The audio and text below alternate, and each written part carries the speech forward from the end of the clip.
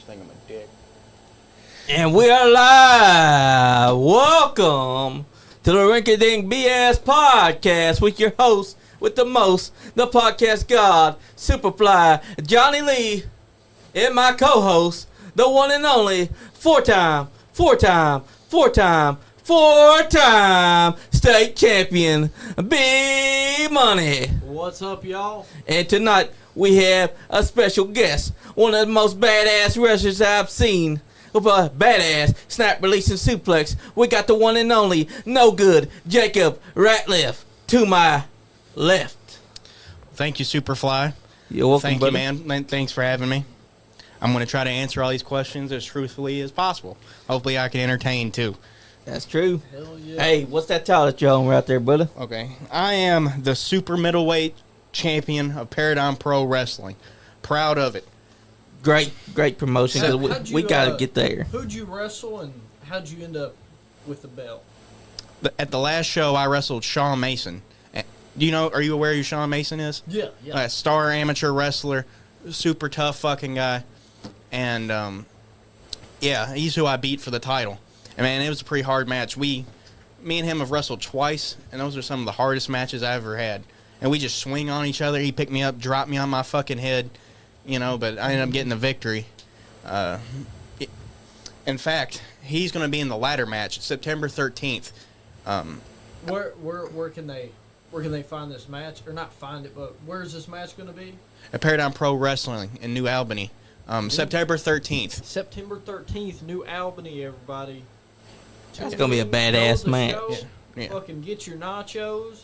Fucking watch Jacob Ratliff. Are you defending the belt in the ladder match? Yeah. Fatal 4-way ladder match. Fatal 4 ladder match. Watch him defend the belt and beat the shit out of 3 other guys. Yeah. How could you not go to that show? Like Shawn Mason's going to be in it. We have some history. It's 1-on-1, so we need to even it out. Okay. That's what I'm talking about. Then you got Noah Vale. Noah Vale is one of the fucking best wrestlers on the independents today. Like his mind for this business, he's so intelligent and so athletic in the ring. I swear I've never seen him have a bad match. All his matches are like 5-star matches. He's great. Then you got A-Game. A lot of people say that A-Game's probably the best wrestler in Paradigm. So, it's not going to be an easy match. It's my first ladder match, but I'm not really intimidated. I'm looking forward to it. I'm looking forward to putting on a show for the fans, throwing somebody off of the ladder. How do you feel going into your first ladder match? Are you preparing for it? Is there? Well, I feel like in a ladder match, I'm at a disadvantage. I'm a submission-based wrestler. I've done jiu-jitsu, I've done amateur wrestling, and I feel like that doesn't really come in handy in a ladder match. But I have very heavy hands, and I'm very unpredictable. So all I got to do is beat the shit out of these 3 dudes, climb the ladder, and get my belt back. It's easier said than done, but I'm feeling really confident about it. I believe it because they're going to have to go through you to get up there and get that title. And you have such a versatile style that if you were to grab one of them, you could just throw them around. They have no chance. Yeah, it's going to be an exciting match. And then the day after, I'm booked for EWA Wrestling. Oh, hell Richmond. yeah. Yeah, to be announced. I don't know who I'm facing yet. To be honest, I don't think it matters. I think they're going to get slapped, and I'm going to pick them up and drop them on their head with my suplex. That's the point. Because we witnessed that. Because look at the match we were watching. This guy had no chance. He thought that he had a chance against no good Jacob Ratliff. Yeah. Look at this. You're showboating on him, right? And that's after he hit him with another lariat. Yeah. Nathan Bateman, right? I believe that was his Nathan name. Bateman. Man, he's a really good wrestler. I think he has a really bright future. Super athletic. He was also an amateur wrestler, so he has that in common with you and me. Nice. Yeah, man, it just wasn't his night. It Yeah, just wasn't his night. Sorry to cut you off. I think anytime you're put up against Jacob Ratliff, you're in for a tough night. I try to bring a certain energy to my matches. I want people that come to the show. I want them to be like, there's something different about a Jacob Ratliff match. That's right. I saw it because you hit him with 2 lariats. You had the snap release suplex. Your style is very hard hitting. You started out the match hitting him with a slap. that made him caught off guard. He didn't know what you were about to hit him with, and then you grabbed him and chucked him across the ring with that suplex. What's up, Donnie Green? Hi, Donnie. How are you doing? Very good guy. Very, very good guy. What were you saying? Donnie just got back from Nashville. Ooh, nice. How was your birthday? Oh, it was good, man. You know, went to Nashville, got pretty tore up. That's what I'm talking about. Good time. Sounds like a good time, yeah. So, what inspired you to become a professional wrestler? I was about 10 years old when I first started watching professional wrestling. And on ESPN, they had ESPN Classics. Yep. So the first wrestling I ever watched, believe it or not, was AWA wrestling. Nice. My very first wrestler, my first favorite wrestler, was actually Sergeant Slaughter. I remember watching guys like him, the Texas Hangmen. So I watched the older wrestling before I watched the new wrestling, and it just hooked me. And I had to figure out who every wrestler was. I had to figure out everything about them. So I started watching Macho Man Randy Savage. I started watching Roddy Piper, Ric Flair. I watched so much old NWA wrestling. I watched it more than I did the current stuff. And I mean, as I got older, I started watching the current stuff, figuring out who those people were. Yeah. But I enjoy old school pro wrestling. Hell yeah. You could tell that Sergeant Slaughter is someone that you have watched, and Stan Hansen, because your lariats are just on point like a Stan Hansen lariat. I love to go back and watch Stan Hansen matches because, you know, he has that believability factor, and that's what I want to bring to my matches. Exactly. You know, I may not be able to do a 360. To be honest, I don't really want to do a 360. I'm not the world's greatest athlete. I don't really fucking care to be. Here's the thing. I feel like you don't have to do a 360. Some guys have to do a 360. Yeah, I feel like I can get just as a good reaction with a slap, a suplex, and if I can just bring the fight to every match I'm in, bring that believability to every match I'm in, I can steal the show. I want people to leave the show, you know, they might believe that pro wrestling's entertainment. Yeah. But I want them to believe that Jacob Ratliff's fucking real. And if you ran up on me in the street, I would take you out. That's right. I'd kick your fucking ass. Then that's why I try to bring in every single match. That's what I think makes me stand out compared to any other wrestler in the Indies in Kentucky, Tennessee, Ohio, or just anyone in the area. Exactly. Yeah, that's was it? We've had a lot of people talk about you, and like we're not talking Joe Schmoes, like we're talking Bobby Blades and. Hey, speaking of Bobby Blade, Blade just chimed in. Bobby He said, Blade, what up? He said, I love Jacob Ratliff. I legitimately pop every time I get to call his matches. Nick Himes, I've been seeing you on here. I was going to post something, but I couldn't figure out your tag. You're the But I've toughest seen you on dude. here. You're What the up? toughest dude out of Bourbon County. He said. Thanks, Nick. He's also from Bourbon County. Fun fact, Nick Hines was in a band with my uncle. Not. Yeah, my uncle played guitar in one of Nick Hines' bands. And it's just such a small world because, man, I've known Nick since I was like 10 years old. I used to mow this man's yard. You know, he used to come over and play poker with my pops. And he ended up being my manager of all things, too. Man, We saw that. I had, dude. I'm like a Nick Himes mark, dude. I love this guy. We had him on the podcast one time, and it was one of the funnest shows ever. He is like the nicest, coolest guy fucking ever, dude. I love him, dude. But yeah, he's a really good person. I really like Nick Hines. I really like Bobby Blade, too. Thanks, Bobby, for the shout-out in your comment. I really appreciate that. If you want advice, Bobby Blade is the guy to ask. Yeah. That's right. Bobby Blade has so much knowledge, and he's so willing to help anybody. I've got all the time in the world for Bobby Blade. So, that's a big compliment. I really do. Same here. Also, don't forget Pretty Terrific, Bobby Blade. Yeah. He's had many monikers. He's had Lone Wolf, Simba, Pretty Terrific.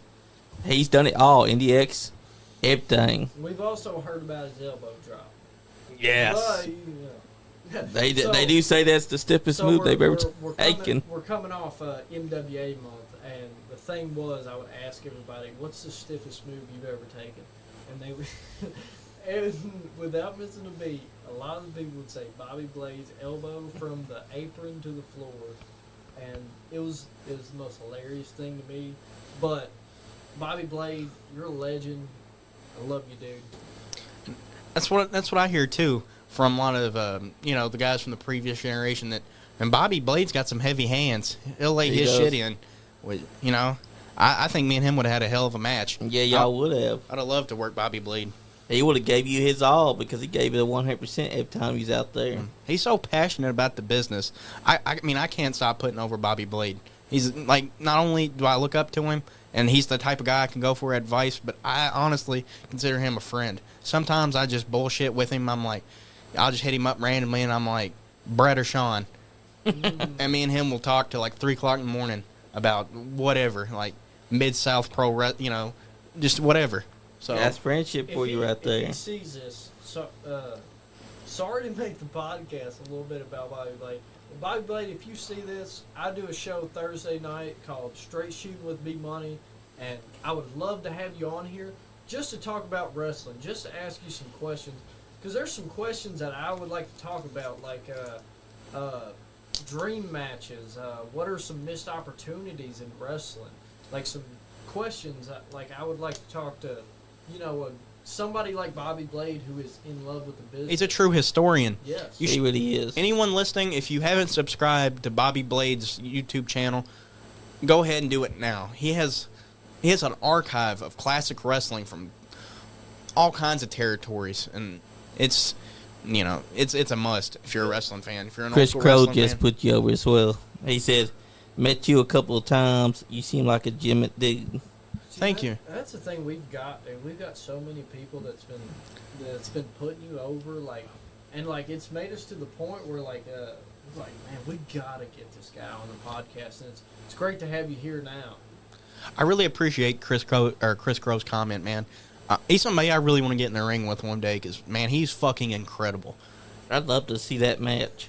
I think there's money there. So I appreciate your comment, Chris. I really do. I appreciate all the guys, like you said, have been putting me over. That really does mean a lot. Because you are believable inside that ring.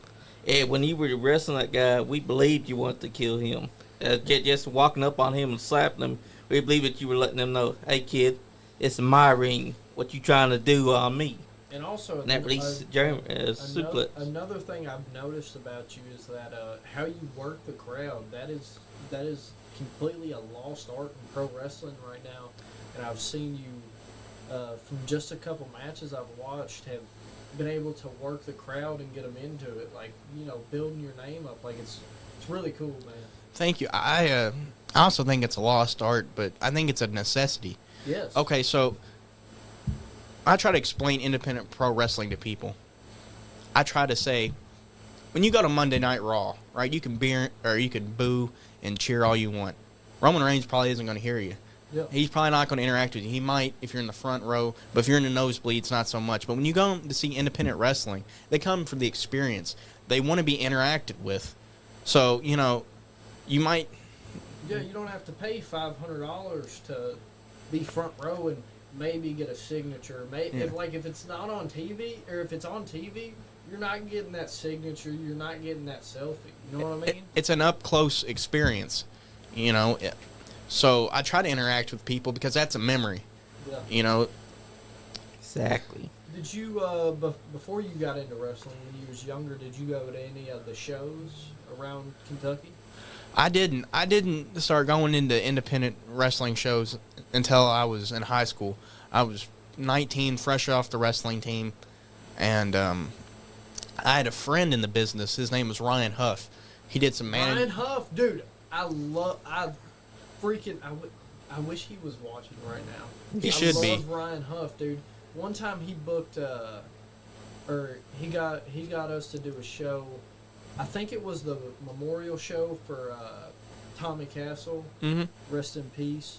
And that was the last time my dad actually wrestled. And you know who actually was on that card too? Was Alex Zane.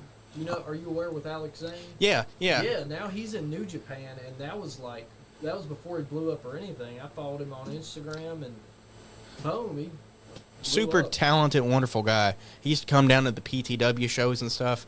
super talented, wonderful guy. He couldn't have been nicer to a rookie like me. So I always appreciate that, man. Did you get to wrestle him? No, I didn't. But it's not out of the question one day. That's right. I'd like to see you versus Alex Zane.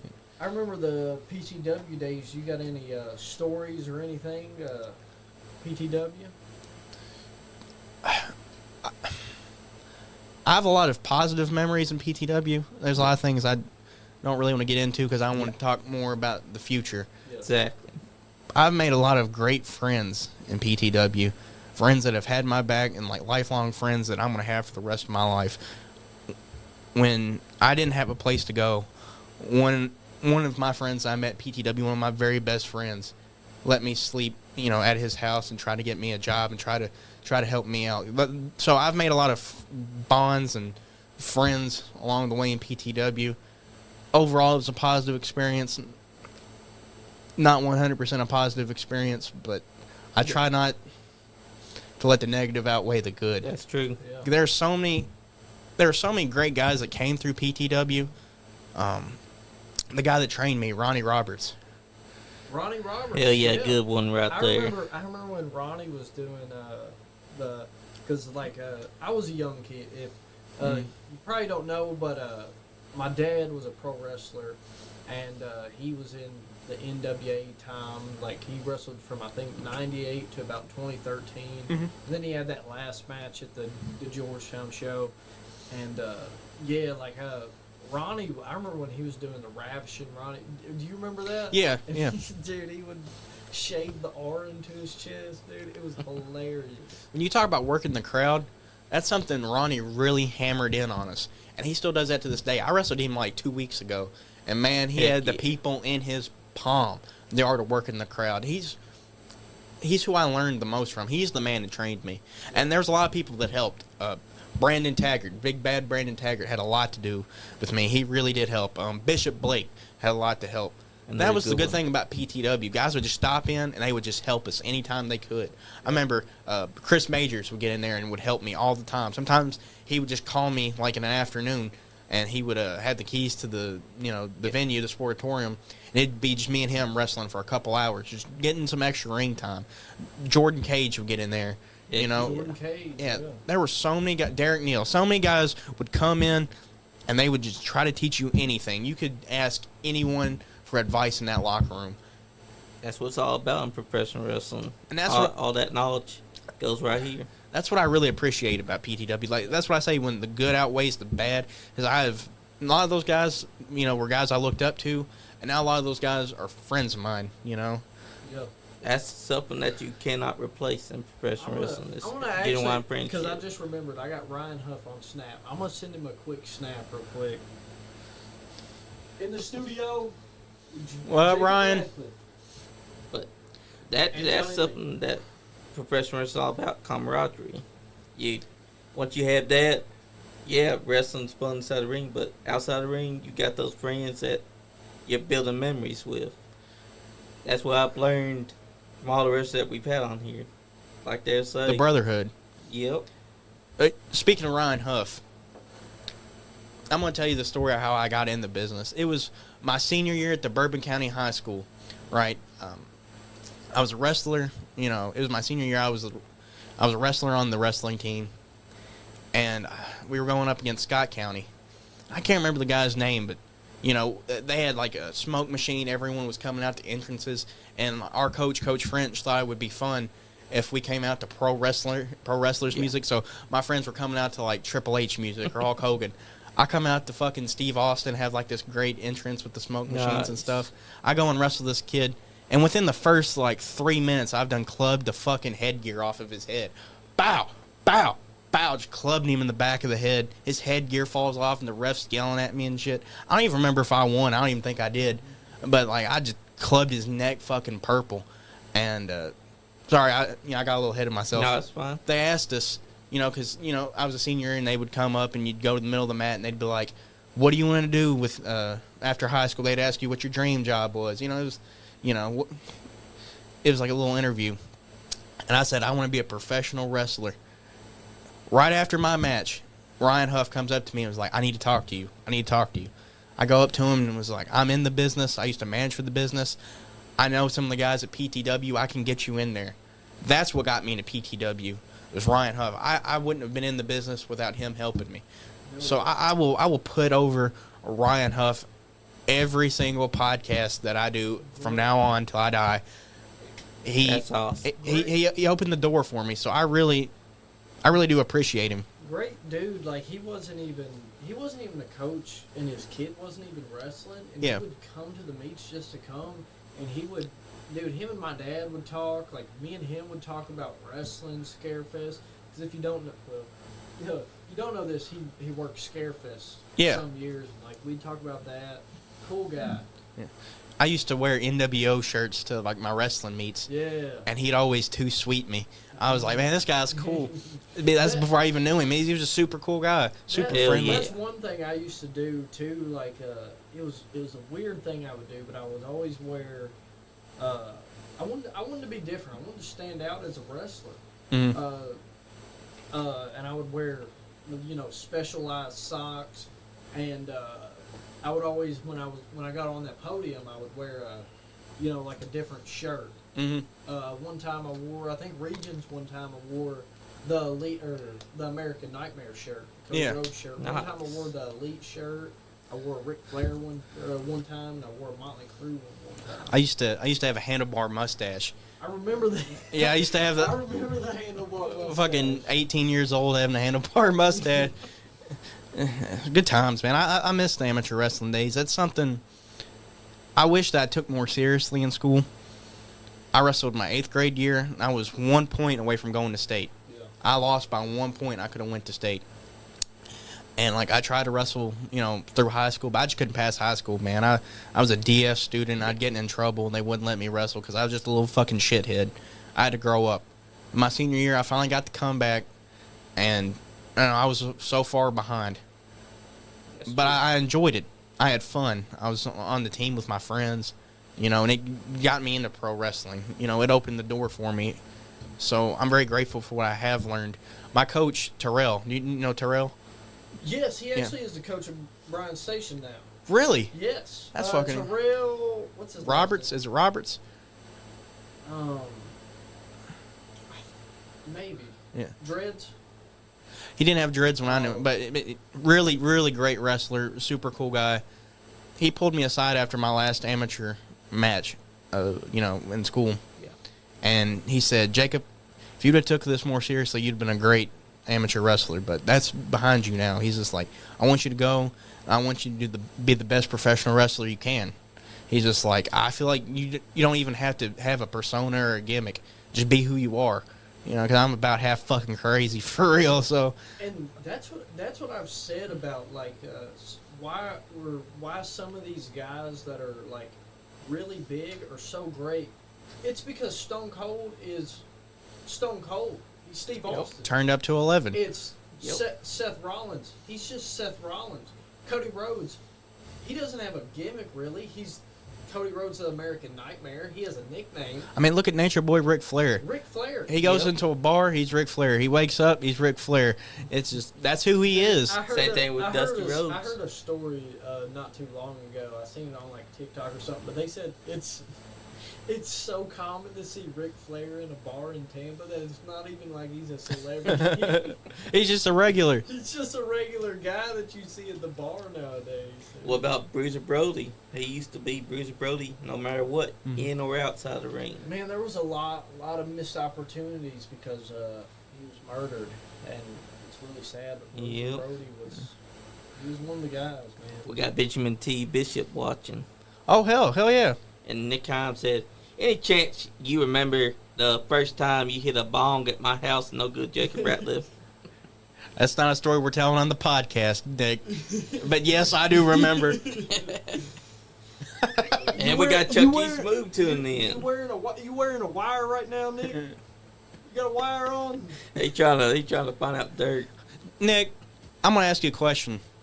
This is a story I wanted to tell on the podcast. Do you remember that time we went to the Cracker Barrel, Nick? And Juicy Jimmy went fucking apeshit because the waitress put ice in his orange juice. I have never seen someone get so mad over some orange juice. All right, so it's like we're in a time crunch, right? We're going to go to an RWA show. Me, Nick, a bunch of other guys. Nick brought some of his bandmates and stuff, and we're all staying at a cabin. It's a fun weekend, a big weekend, right? We're going to Cracker Barrel get some breakfast. And, like, they're being kind of slow, and it's not the best Cracker Barrel. So we're all super fucking hungry. Jimmy orders some orange juice, all right. The woman brings over some orange juice with some ice in it. I have never seen someone go straight diva over some orange juice. The look that Jimmy Clough gave this woman was just like, this is what's wrong with America right here. Where are the good workers at? Where are the good waitresses at? By God, went on like a 45-minute like tirade. Do you remember that, Nick? I bet he does. It was one of the funniest. Yep, he remembers. He's a huge pop. It's true fucking story. I got a question for you. So I've asked some of these older guys about different ribs and stuff, like they pulled and stuff like that, and I want to know if that's like still a thing today. Like, are people still pulling ribs and like pranking each other backstage, or is it like a lost time? I don't really know if there's any ribs. I mean, we bust each other's balls all the time. Like, guys that I'm close with, like me and Jimmy will bust each other's balls all the time. He's somebody I ride a lot with, and he really helped me out. Excuse me, a little indigestion. Hey, it's all right. He really helped me out when I went on my own, when I split away from PTW and tried to go out on my own. He really helped me navigate some of the business. So I know I'm giving Jimmy some shit over some orange juice. True story, by the way. I stand by that. But he did help me out. He helped me get in RWA. He tried to teach me the business side of things. So I do appreciate him. I really do. He also appreciates you because he puts you over all the time, too. Oh, shit, we give each other hell all the time. He's like my big grumpy uncle. That's what it's all about. My tag team partner, wink wink, said, "What's up, B-Money?" It's my dude, Braxton Hunley. Tuffy Jr. Tuffy Jr. That's who you got to be a tag team with. Wink wink. Wink wink. Hey, he's already got his gear coming. Hey, yeah, I know. He called me. Hey. But also, Donnie Green wants to train you. Yeah. Are you going to do it? Hey, so I want to get into professional wrestling, but I got to get back into shape. But there's a slight problem. I owe Planet Fitness $100 because I lost my damn card, and I need to get in shape. I don't want to fucking run outside because it's just, I don't know. It's awkward for me, and so support the Nice Guy Andy podcast. So we can get enough money to get me pay off back in the gym and revive something from me. Brother, the same. I owe the gym in fucking Paris like $300. Oh, damn. It is fucking whatever. There's like 3 gyms in Paris. It'll be all right. I'll just run around like Rocky. Exactly. I mean, Rocky got into shape without needing all these gyms. He'd run upstairs. He was using meat to pound on it without a punching bag. He was lifting things that wasn't even dumbbells or barbells. That can help too. What do you think about the scene from Rocky where Rocky wrestles Thunderlips? Hulk Hogan? Yeah. I watched that movie the other day. I actually have that collectible, like the figure of Thunderlips. That's such a good movie. It Such a good is. movie. That's Rocky 3, right? Yep. Mhm. Yeah, that's Rocky 3. My favorite Rocky is Rocky 4, though. It's the best. Yeah. So, you say you want to get back in shape. Have you ever considered like rolling? Because I'm sure that I have, but I think it's pretty expensive. It's like $150. I think the gym I go to in Paris, which I haven't been going as much as I should, I really want to start getting back into it again. I've just been busy with some things outside of, Yeah. The Bourbon Submission Academy in Paris, Kentucky. It's an excellent place to train, and they'll get you in shape, and they'll teach you. That's my thing. Like, my whole time wrestling, because I don't like going to the gym. It's so boring to me. Mhm. But like, where all my cardio and strength came from was just rolling with guys, just getting in there and wrestling for 30 minutes to 2 hours. Like that's how I got so good, really. I think that you would really like it at the Bourbon Submission Academy in Paris. I can't put those guys over enough. They are so welcoming. They are, they go out of their way to teach people as much as they can. Yeah. I'd go in there. I'm a spazzy white belt, aggressive as shit, strong as fuck. And, I mean, they'd stretch me sometimes. I'm not going to lie.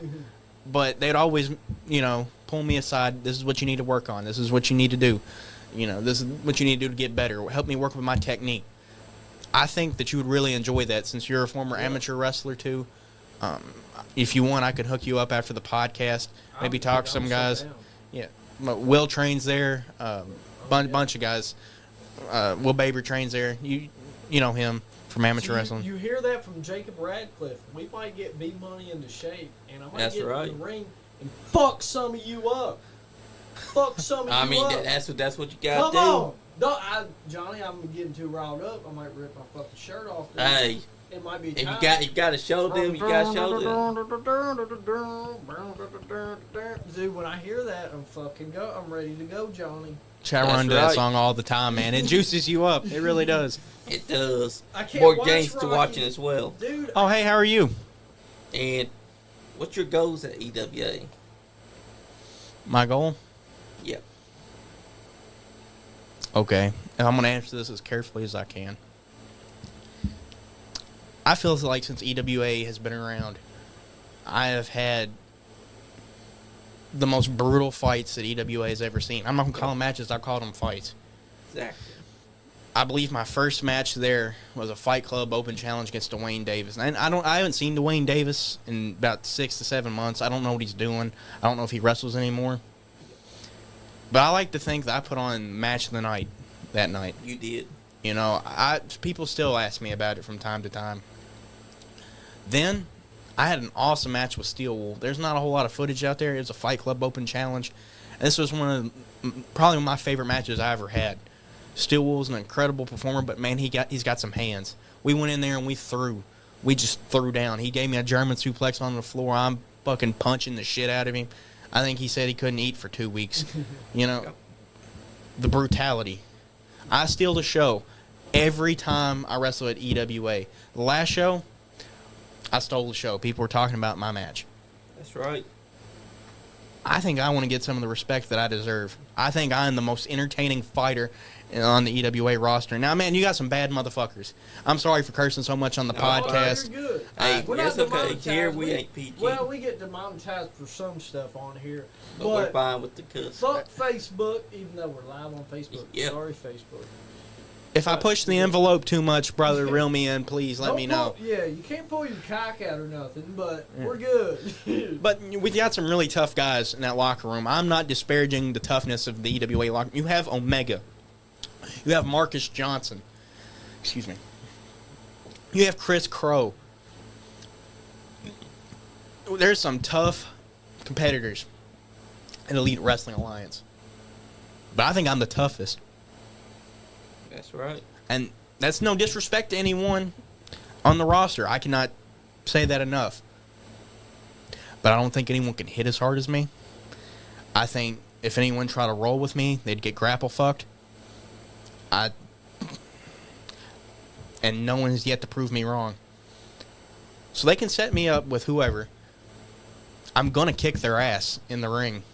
I'm going to put on a show. I will have match of the night again and again and again. That's right, because it's not about belts, all right?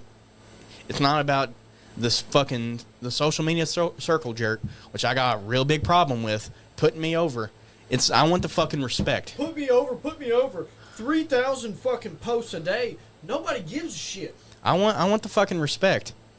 Okay? I feel like I've put in the work.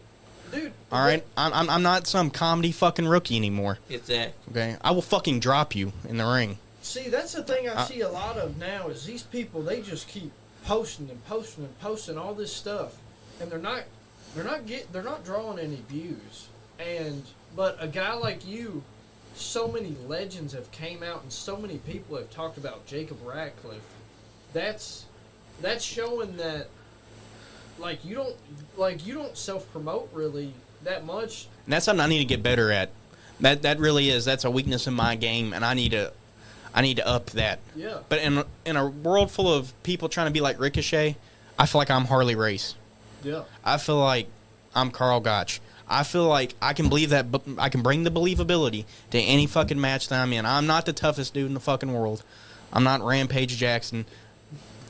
You can flip, I can punch. Let's go. Let's fucking whoever I wrestle at the next show, I'm looking to make a statement. I want to keep carrying this momentum. You know, people are saying that I had match of the night last show.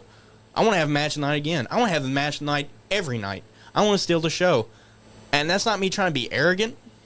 It's something I need to do for myself. All right. Yeah. Mark Morris came up on this podcast, and Mark Morris is such an intelligent guy. That's right. All right, man. He has done everything in this business. What did he say? He said Jacob's biggest problem is the mental. He needs to believe in himself. For me to do that, I need to go in and I need to have the best match every single night. I need to steal the show. How can I do that? With fucking brutality. That's right. Okay? No one can... If you want to roll, if you want to trade holds, let's go. If you want to have a Fight Club Open challenge, I'll suplex you off the steps. Okay? I've done it once. I've done it again. That is who I am. That is my style. I can... That is my goal. I'm going to steal the show. It doesn't matter who they put me up against. I don't know. I don't really care. I don't have to wrestle them. They have to wrestle me. That's a good goal. And Bob Blade said, I've said that Jacob Ratliff is like a modern day necro butcher. I've gotten that a lot. That's a big compliment to me. It is. It's not on purpose. I never try to emulate the Necro Butcher. I didn't start watching Necro Butcher until I'd already gotten in the business and people started comparing me to him. And I'm like, I watch back his matches. I'm like, is this guy my dad? I look just like him. I wrestle just like him. I don't know. I guess we're two tough hillbillies. You know? mean, he's dirty. I'm dirty. and your style speaks for itself. You're in that ring, nobody can match up with you when they're standing across from you. My favorite thing about that Dwayne Davis match, if I can go back to that, I didn't know how that match was going to go. I wanted to do the Fight Club Open Challenge for years. Like we talked about before the podcast. Yeah. Growing up, I fought in a shoot fight club, and I know people laugh and they giggle at it. Like, whatever, you're just some stupid kids fighting in the backyard. I was swinging. I was fucking throwing hands since I was 15. We saw it. I was dropping people on their head. See, I like that more than a guy who was a fan and paid somebody $100. That way they can get trained in the wrestling business. That's what I like to see, is like guys like you who are legit badasses and would actually, scare somebody rather than fucking me in the crowd looking at you going, I can fuck that guy up. I wanted to bring the Fight Club Open Challenge for a while. I wanted to bring that same intensity that I had when I was a teenager. I'd got no bigger fucking rush in this world. I wasn't good at school. I wasn't the best amateur wrestler, right? I wasn't the most popular guy. I'm kind of an awkward, weird dude. But I felt at home when I was punching people in the face. When I was taking them down on the ground, the one time I felt whole was when I was elbowing the shit out of somebody on the fucking ground, telling them to tap before I broke their fucking arm. That's right. Okay. I'm trying to bring that energy to pro wrestling because I think pro wrestling needs that. It really does. There's no intensity anymore. You see these guys lock up, and, go through the match. I want to see people if we're in a match, I want to look at you, and you and me both have this intensity of, I want to fucking kill you, and you want to fucking kill me, but let's fucking kill each other in this match and give these fans something they actually want to see. Let's give them almost a real fight. You know what I mean? It's a fight. It's a worked fight. Okay? It's not a performance. It's a worked fucking fight. That's right. Okay? And I'm not even disrespecting the people that people think differently about the business. Yeah. When you ask them. Okay? There's going to be some people, they love the showmanship, the drama. Yeah. I've heard people refer to it as modern day theater. And it is to a certain point. It really is. But here's my thing. yeah, go ahead. So, sorry to cut you off. No, go ahead. So, fucking, oh god, wrestling's fake. I can't stand that word. Iron Man fucking. It's the same fucking shit. It can make you feel something. Iron Man's faker than 300 days. These guys are going out and wrestling, putting their bodies on the line, injury after injury, tape them up, take a Percocet, fucking going back in there. Yep. That's what people don't understand. The type of wrestling that I grew up watching. I grew up on the old school stuff, like I said. You believed in all these guys. Don't get me wrong, they were larger than life, but they were fighters with big personalities. That's okay, right. I'm a fighter. What makes Jacob Ratliff different than any other fighter? There are 1,000 badasses in the ring, probably more legit than me. There are 1,000 badasses in professional wrestling. What makes Jacob Ratliff different? I got personality. And that personality. I got personality. Tanner Hall, my boy, what up?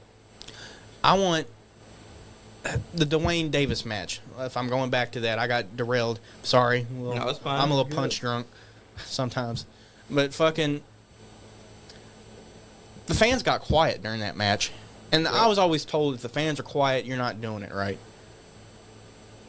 I went back to Gorilla, and I started apologizing. I'm like, man, that match was shit. I'm sorry. I thought it was... No, they were quiet because I caught their fucking attention. They thought that they were seeing something they weren't supposed to. They're like, whoa, whoa, whoa, whoa, whoa, whoa. What is happening here? What's this? This guy's really wailing on him. Okay, I made them believe. And that's what you're supposed to do. Just for a second. Just to put that seed of doubt into their heads. It's a show. That's my But it's a worked professional fight. wrestling. It's a worked fight. Okay? You're going to be able to go home to your family. You're going to be able to go to the shoot job the next day. You're going to be able to hold your children. But when you're in that ring, I want that intensity. Okay? I need it. Exactly. I need that rush. I don't get that rush. If I'm just sitting around, got a dude in an arm wringer, you want me to break it? You want me to break it? Yeah, I want you to break it, boo. Yeah. I don't get that rush. Exactly. I feel like I'm being phony. I feel like I'm not giving my 100% best. Exactly. I want to give the fans, I want to give them what they paid for. I want them to believe in me. I want them to believe in what I'm doing. There's not a whole lot of difference in Jacob Ratliff the person and Jacob Ratliff the pro wrestler. There's not a whole lot of difference whatsoever. I want them to believe in me, okay? The same guy, you run up into me at Walmart, I'm basically the same guy. I'm just turned up to 11 when I'm in the ring. That's right. I'm trying to put on a show for you. If you're going to take, in today's economy, you're going to take time out of your day. You're going to take money out of your wallet to come and watch me wrestle. You're going to bring your kids. You're going to bring your wife. You're going to bring, I don't know, a friend or your brother. I don't know. You're going to bring a whole carload of people to see me wrestle. I'm going to give you my 100% best, okay? I might not have the best work rate. I don't care. But I will make you fucking believe. I will touch your soul every time I step in the ring. Okay? And if I can do that, I've done my job. That's the best. If I can make you, I have made people laugh. I have made people cry. I've made people believe. And that's what you got to do. And that's the magic. That's the magic. Exactly. That's what a lot of other guys don't get because they don't try to bring that intensity like they should. I want them to believe in me. But that's the whole point. You make them believe. That night at that Fight Club match, you made them believe. When they went quiet, it wasn't because they were bored. It's because they were hanging on to everything that you were doing to Dwayne Davis. They were like, was that supposed to happen? Because I could hear people even talking about it. They're like, is he really trying to kill him? And there you got people screaming, don't be doing that because you're beating the hell out of them. You hit them with a suplex on the floor, and they're all like, oh my God, I can't believe he's really trying to kill this man right now. That's professional wrestling. And then you and Steel Wool, y'all were just throwing down, fist after fist, everything y'all were doing to try to kill each other. That's my style. That's what I can bring to the table to make me different. Exactly. Okay. Like I said before, everyone has their own vision of professional wrestling. It is like ice cream. Yep. Okay? Somebody might like strawberry. Somebody might like vanilla. Somebody might like Rocky Road. None of these things are wrong. Yep. Okay? The people that believe that it's a performance, and they believe in, that it's theater, they're not wrong. That's just not my style. Yeah. That's not what I think I can provide the most to the business with my style. That's what I can contribute to the business. That's what I can contribute to the fans and contribute to the shows. So I have a very certain style, and I work really hard for that style. And if I get a busted lip, or if I, it's okay. Worthy sacrifice. So if I go home a little sore, it's a worthy sacrifice. I'm willing to take that extra step. Exactly, because that's professional wrestling. If I get the shit beat out of me, that's fine. As long as the people get what they want, and as long as the people believe I'm happy. That's right. Yeah. Because people are paying to see y'all beat the hell out of each other.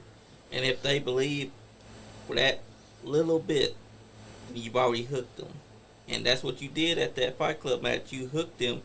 They all were wanting to see what was Jake Ratliff doing to this man. Because Dwayne Davis, he was giving as good as he got. But at the same time, they felt like you were trying to really kill this man. I wanted...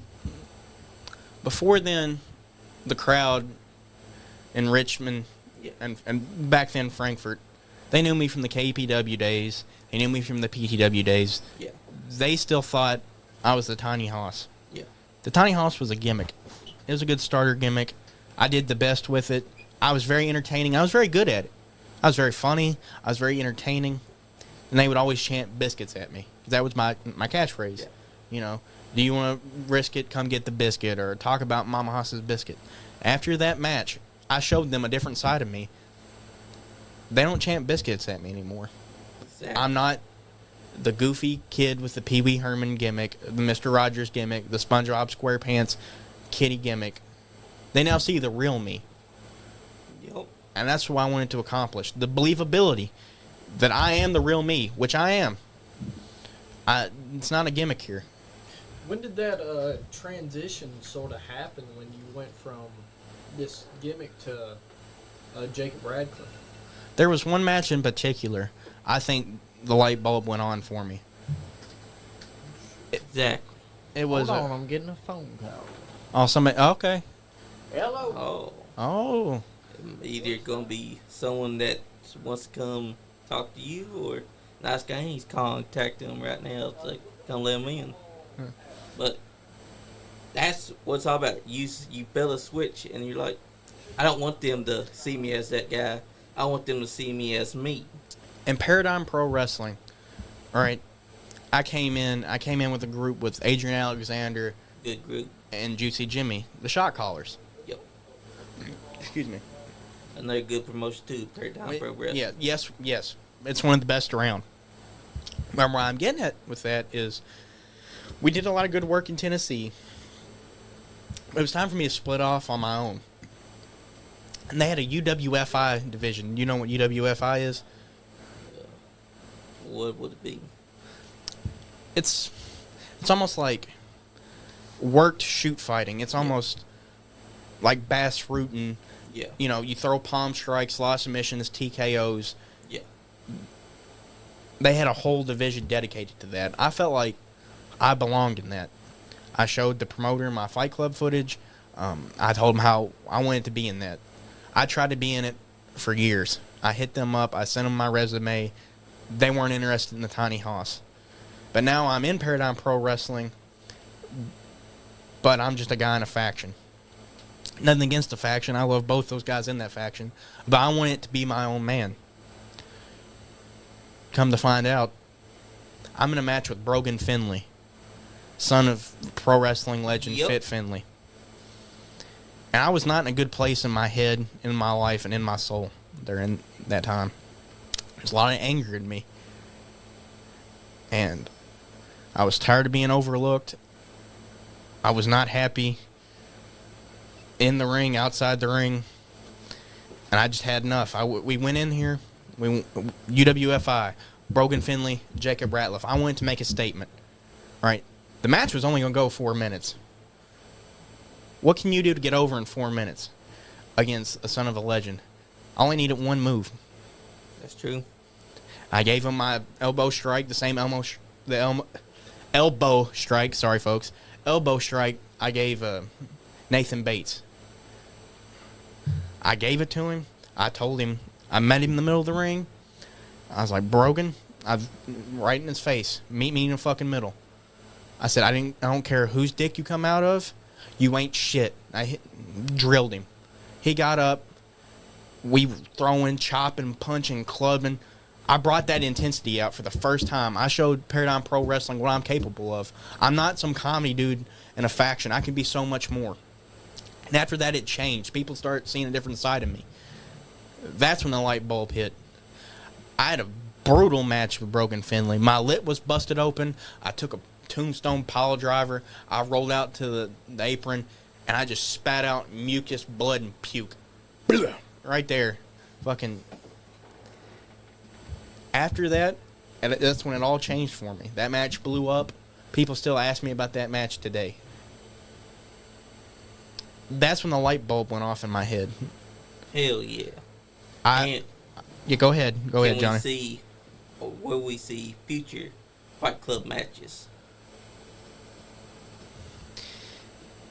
I'm always down for a Fight Club Open Challenge match. That's my specialty match. That's something that I feel like I can do differently than anybody else. I think it's different than a street fight. I think it's different than a no disqualification fight. It's something that only I can do. No one else can do a Bourbon County Fight Club match. And if there's any wrestler that wants to compete in one against me, wants to step up, more than welcome. I don't care who they are, where you're from. I generally mean this. Go ahead. Go ahead. I would love to get in there and have a Bourbon County Fight Club match with anybody. Exactly. You know, if somebody wants to come in here and test me, and I knew I do need to be tested, okay? It makes me want to work harder. Because one of these guys are going to come in here and they're going to beat the shit out of me. Okay, there's a lot of tough dudes in this business. Yep. Like I said, I don't like using the F word. It's fine. Okay? I'm not talking about fuck. I'm talking about fake. It's not. There are some badasses in this fucking area. Okay? Omega. Damn straight. That's one guy that I would like to see you fight in a Fight Club match. We was talking about him earlier, and we've watched a couple of the, I think is it EWA or Yep, EWA. We've watched a couple of their shows on here, and every time I'm impressed by this guy. There are so many guys that I would love to get in there and have that type of match with. Okay? There are so many badasses. Fucking, I can't even name them all, but someone like Omega. There's money on the table to be there. Yeah, there is. Jacob Ratliff or something, and he's one of my best friends in this business, and he knows it. Best friends make the best. And we've wrestled before. But that's just the beginning. There's so many guys I'd love to have that type of match with. There's a lot of guys that want to have that type of match. There's some dudes that don't, and that's fine. That's okay. That's okay. You do you. Yep. My window's always open. Exactly. I don't fear anybody. Let's get in the ring and let's make some magic. Let's make some violent fucking magic. That's what I like to see. If there's anyone out there, you want to have a Fight Club Open Challenge or Fight Club fight, Bourbon County Fight Club fight, we can make it happen. Okay? That's what I'm talking about. We can make it happen. Let's do some business. Let's go. Y'all heard there. Let's grapple. Let's throw some hands. Let's steal a show. Let's leave the people in awe. Who are the people that you'd like to wrestle inside the future? In the future? Here's the thing. I don't like talking about dream matches. Yeah. Okay. And most podcasts, I notice that's a question that gets asked a lot. Yeah. Well, what's your dream match? I don't like thinking like that. The opportunities that are given to me, I want to do the very best I can with them. Whatever opportunity that I'm given against any opponent in any place, I want to knock it out of the park. Exactly. And if we're looking at a selfish point of view, I don't think in dream matches. I think, how can I make the most money? How can I make the biggest impact?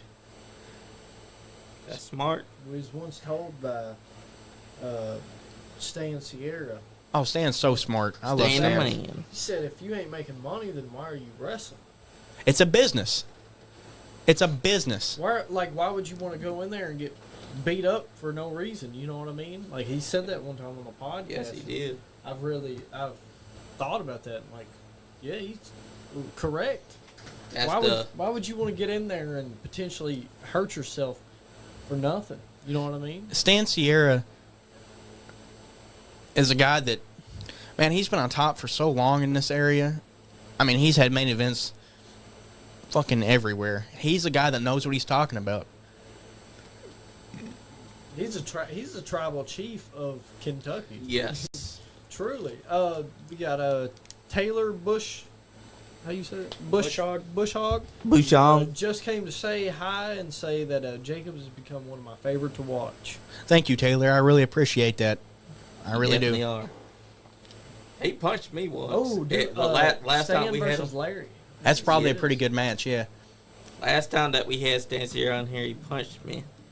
Me and him had a How'd that though. feel? How'd that feel? It did Johnny not feel was- too good. Johnny- Me and him actually had agreement. Stan's a tough dude. Yes, he is. Stan's a tough dude. All right, try coming up to in a bar and talking smack to Stan Sierra. Facts. How'd that go for you? Look at his Dude, muscles too. What was it? Like, Johnny's my guy. At the time, me and Johnny had some heat, but he knocked the fuck out of Johnny. He's actually slumped Johnny. There's still maybe some drool on the hallway to where he knocked Johnny out. Stan Sierra, man, he's a tough dude. Yes, he is. And he's another one. He's another guy that you ask for advice, he will help you. There are guys out there in the locker rooms that if you ask for advice, they will help you. That's and right. he's one of them. He's so knowledgeable. He's done it all. He really has. And he's one of the guys that he puts his 100 into everything that he Yes, does. he does. Yes, he does. That's one of the reasons why I love him. Because watching him, you believe everything he does. Man, it's insane because we had a couple podcasts with him, and once the mics are off, the cameras are off, he's still He's himself. Yeah, He's still himself. Stan Just crank. Sierra. That's what I'm talking about. Exactly. He's Stan 100% of the time. I got nothing but positive things to say about Stan Sierra. Anytime I was around him, could not be a better guy. Could not be a better professional. He's definitely one of the top dudes in the state. Hell yeah. Because that's what professional wrestling is. Being yourself and being yourself even outside the ring. People don't understand. Some of the guys, they want to fight. They want to be brutal. They don't want to they don't want to cookie cut it. Look at Stan Sierra. Like he says, you're gonna hit me, you better fucking hit me. Don't do something that you don't think you could do outside the ring. Is Stan back from injury? I'm not sure, but I'd love to see him on the podcast some more. I'd really enjoy any time he's on the podcast. I'd like to get you and him together. I'd be down for that. And then I'll talk to him about I it. had I sent that snap to Ryan Huff earlier. He says he wants to be on the podcast too. So if you ever want to come that'd be back great. on, we can get you booked with Ryan. You need to get the Soviet Stud on here again. Nice. You need Stud? Yep. We know Steve Broughton. Yeah. We definitely want to get him back on here. Yeah, Because he's one of the guys that came in here and he stayed true to who he is inside the ring. He didn't change who he was. He came in here. he's such a He said- sweetheart. he said He's right such there, a said sweetheart. Sinclair. He's one of the best people in the business. Now, Terry England wanted me to go in and call him a dog. Like, you talk to him like a dog. I can't help it. I love Stud, and he's been there for me when I was at my lowest. Anytime I need to talk about anything wrestling or personal, he's there. Good-hearted man. A good-hearted man. His wife is a real sweet woman too. Hell yeah, that's And what it's all about too. He's got some hilarious road stories. You talk about ribs. Get him on the podcast and talk to him about ribs. He was one of the guys that we had on first before back in 2022. I love Stud. Him, Vic the Bruiser. Vic Bruiser one of the other ones that also. Oh, Vic the Bruiser's great. Yes. He's a big comic book fan too. Did you know that? Yep, he was on here and talked about that actually. Sometimes me and him just talked about comic books. I'm a big comic book nerd too. I'm a nerd. I can't help it. Hey, that's all right because I like comic books. He likes comic books as well. I saw him the first few times I saw Vic the Bruiser. He had a Green Lantern shirt on, and like my inner nerd, I had to talk to him about Green Lantern. He's one of my favorites. You know, I mean, I love Batman and Spider-Man too, but Green Lantern is my guy. We can just have nerd conversations like that. I love Vic. He's another person. He will help you as much as he can. The younger guys, and me included, we need to do a better job about trying to ask the previous generation. Yep, and that's what Rated X said one time. We had somebody come. I'm not gonna name his name. We had somebody come in here and ask Rated X, "Hey, could you give me some advice?" Rated X told him straight up, was like, "Listen." That's all he said was, "Listen." They'll talk. Yeah. You just have to listen.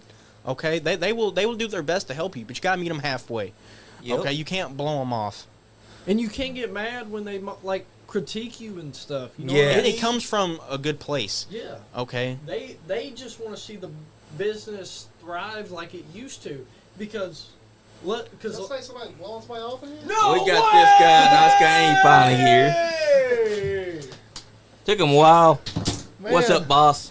Had to go make some money to pay the rent around here. But you know, He was doing that. Ready X also brought this up. That a couple years ago, they had 4 veterans, all with knowledge inside the locker room, and not one young guy came up there to try to pick their brains. He said, "Why is it that today you see these guys? That's 4 guys with all this knowledge, and you got these other guys that don't want to come up and talk to them. It's not because they're scared. It's because these guys just don't think they can learn anything from veterans." They're a great resource, and if like you look at it like any other job, right? If you're gonna be a plumber, right? You're a rookie plumber, don't know shit. So you're not gonna go ask the dude that's been plumbing for 25 years how you do this job, how you can do it better. I mean, what do you like? Exactly. So, you know, you gotta meet them halfway. I love the vets in the business. They are some of my favorite people to talk to. Yeah. Because they have the most interesting stories. They have the best insight. They will come at it with a different direction than what you're thinking of. I love my vets. And their critique is something that helps you get better. Yes, they want you to get better. So they want wrestling to get better. Okay? And that's how you...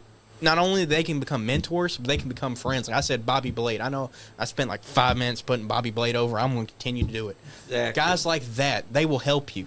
Guys like that helped me a lot, like Kerry Awful. Kerry Awful was a big guy that helped me a lot.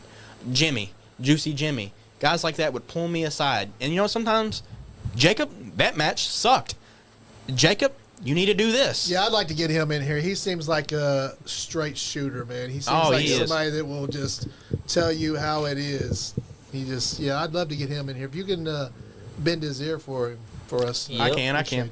We've actually been inside the locker room with Ronnie Roberts and Chris Michaels. I'd love to get Ronnie Roberts in here, too. That guy's... How much knowledge does he have? He's the man who trained me. Yeah. Imagine my surprise at June 5th when they brought, after our match, I go back there to try to pick out, see how the crowd is doing.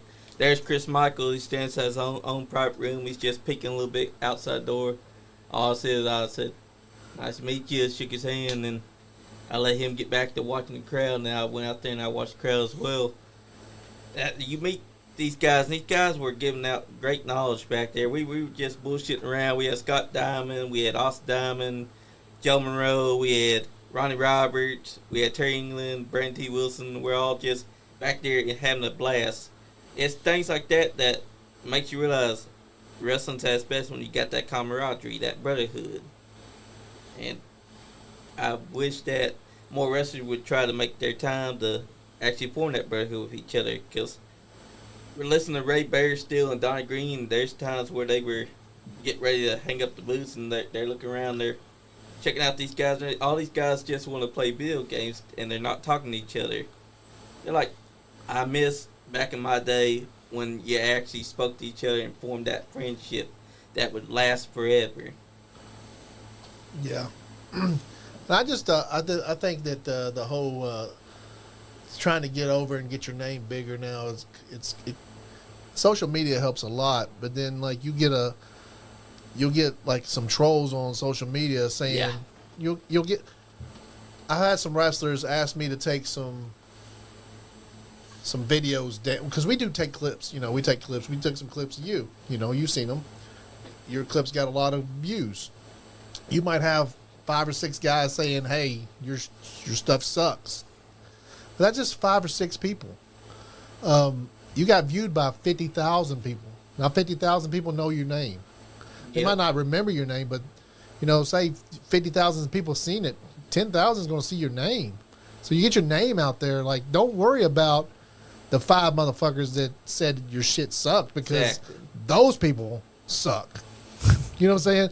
Yeah. They suck. That's and I've had some wrestlers insist we take their stuff down, and we do. Anytime anybody asks us to take it down, we will. Even though, like, the one person that took it down, she was getting over big time. Mm-hmm. She had like 200,000 views, but there was like 10 people that didn't like what she was doing, and we ended up taking it down. And it's just Here's another thing I'm going to add on to that. Anybody on here that, you know, gets under one of our videos and comments and hates, you're still another view. You're still another comment. Like, you're just boosting us, getting us more money. So when you're hating on us, shit. Your haters become your biggest fans. That's what I'm saying. I have some feelings towards that, and I think it's not only a problem with our business and our community, but just overall, just in society. Yeah. Okay, so first off, it's a lot easier to say something on Facebook than it is man-to-man and person-to-person. Exactly.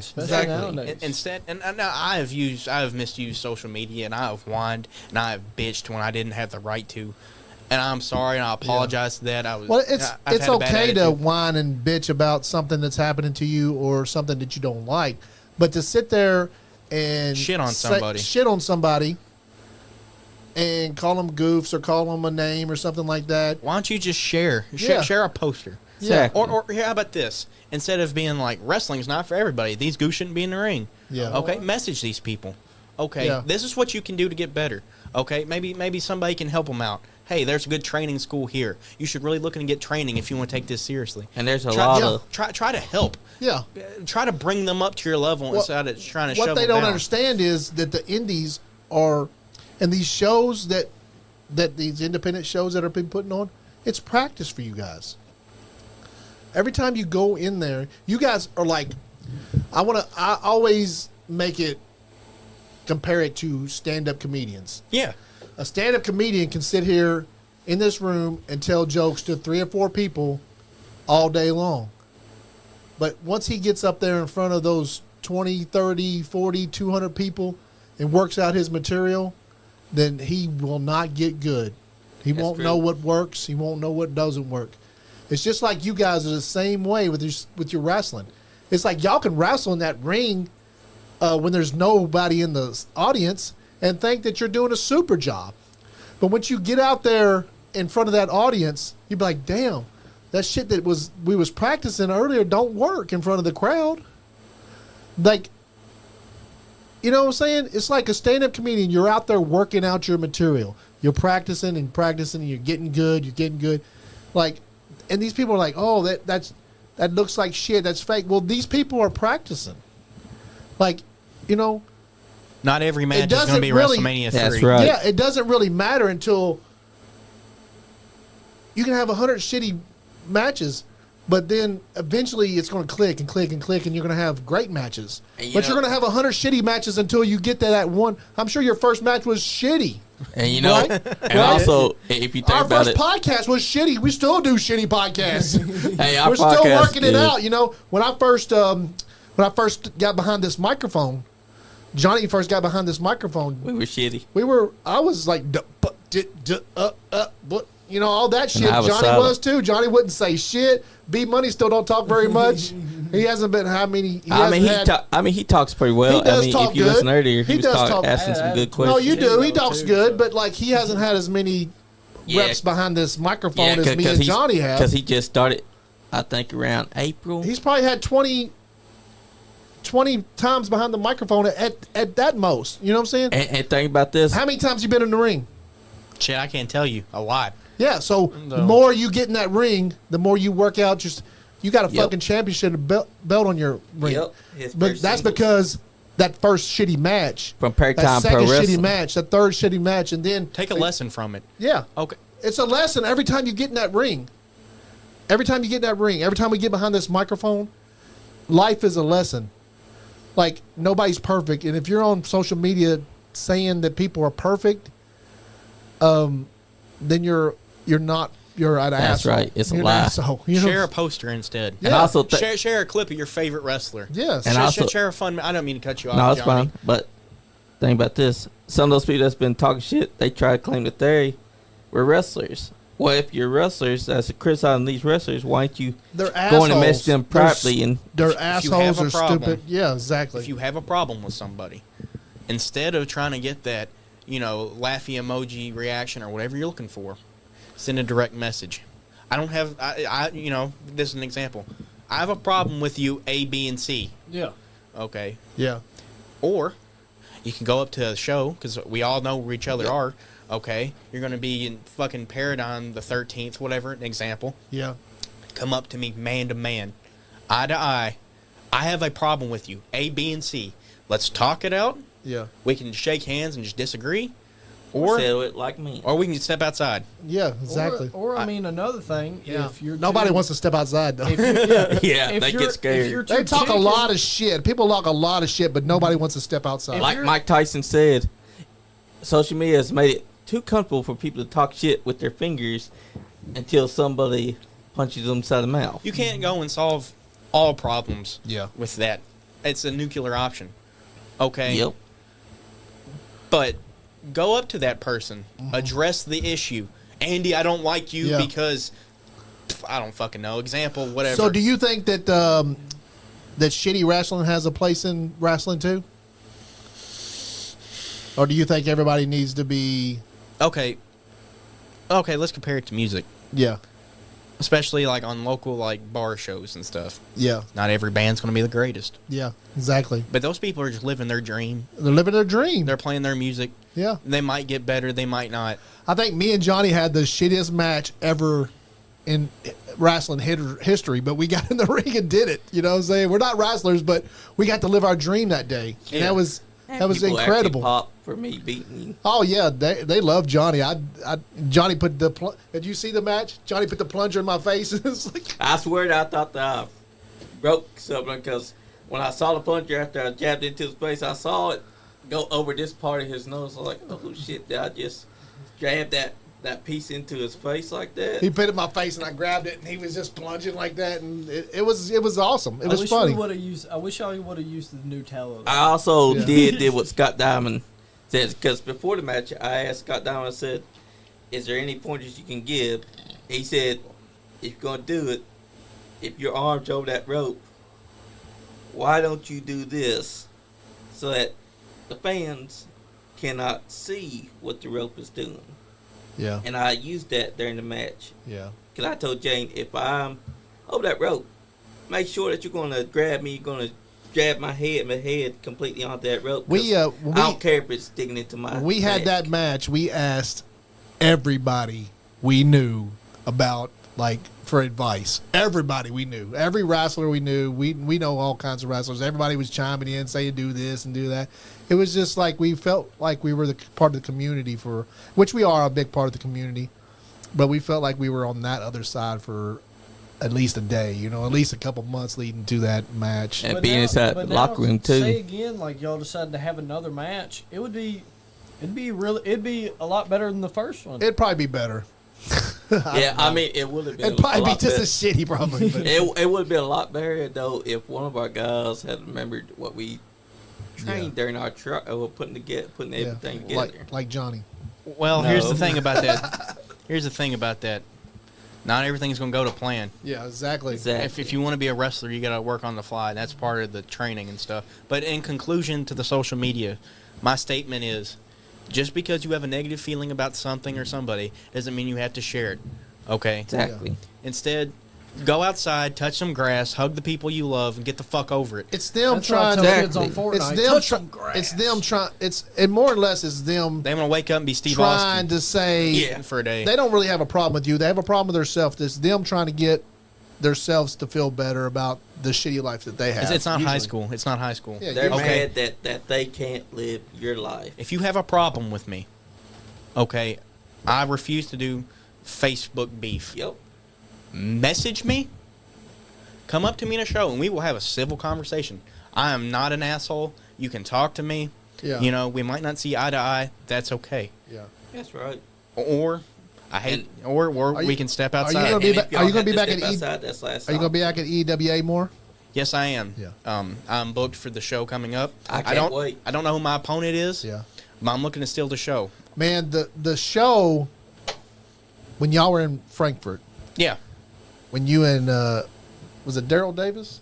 Dwayne Davis. Dwayne Davis. That match, man, stands out in my head. The Like it greatest. lives in my head. Like when you guys were going at it with y'all both matched each other's intensity, and then when I don't know who got suplexed on the floor. Did you get suplexed? You suplexed him on the floor. Mhm. That was just incredible. Like it was just one of the greatest matches I've seen, like in person. Like Thank you. I appreciate it was that. incredible. It was incredible. I thank you. I appreciate that. I wanted it to be different. I really did. I want. Oh, here's Is Johnny. this the Sierra punch? Yep. This, Yep. Let me see this punch here. Have you seen it? No, I haven't. This is the first time. We got two different angles too from it.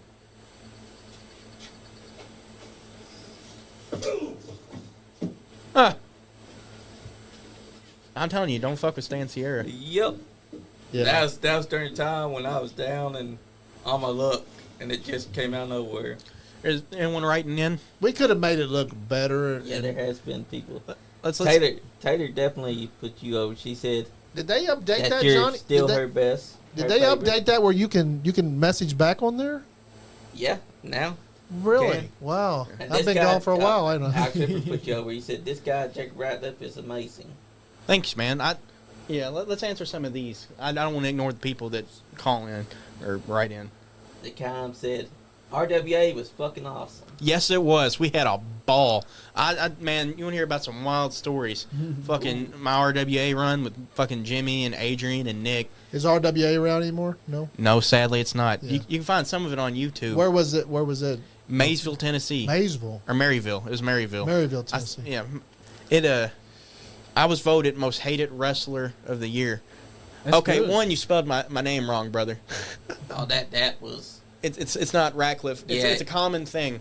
yeah. It The way I changed it to that. think like Ratliff. Like that's what my friends called me in school. Yes, Ratliff. Ratliff. Ratliff. Liff. Yeah.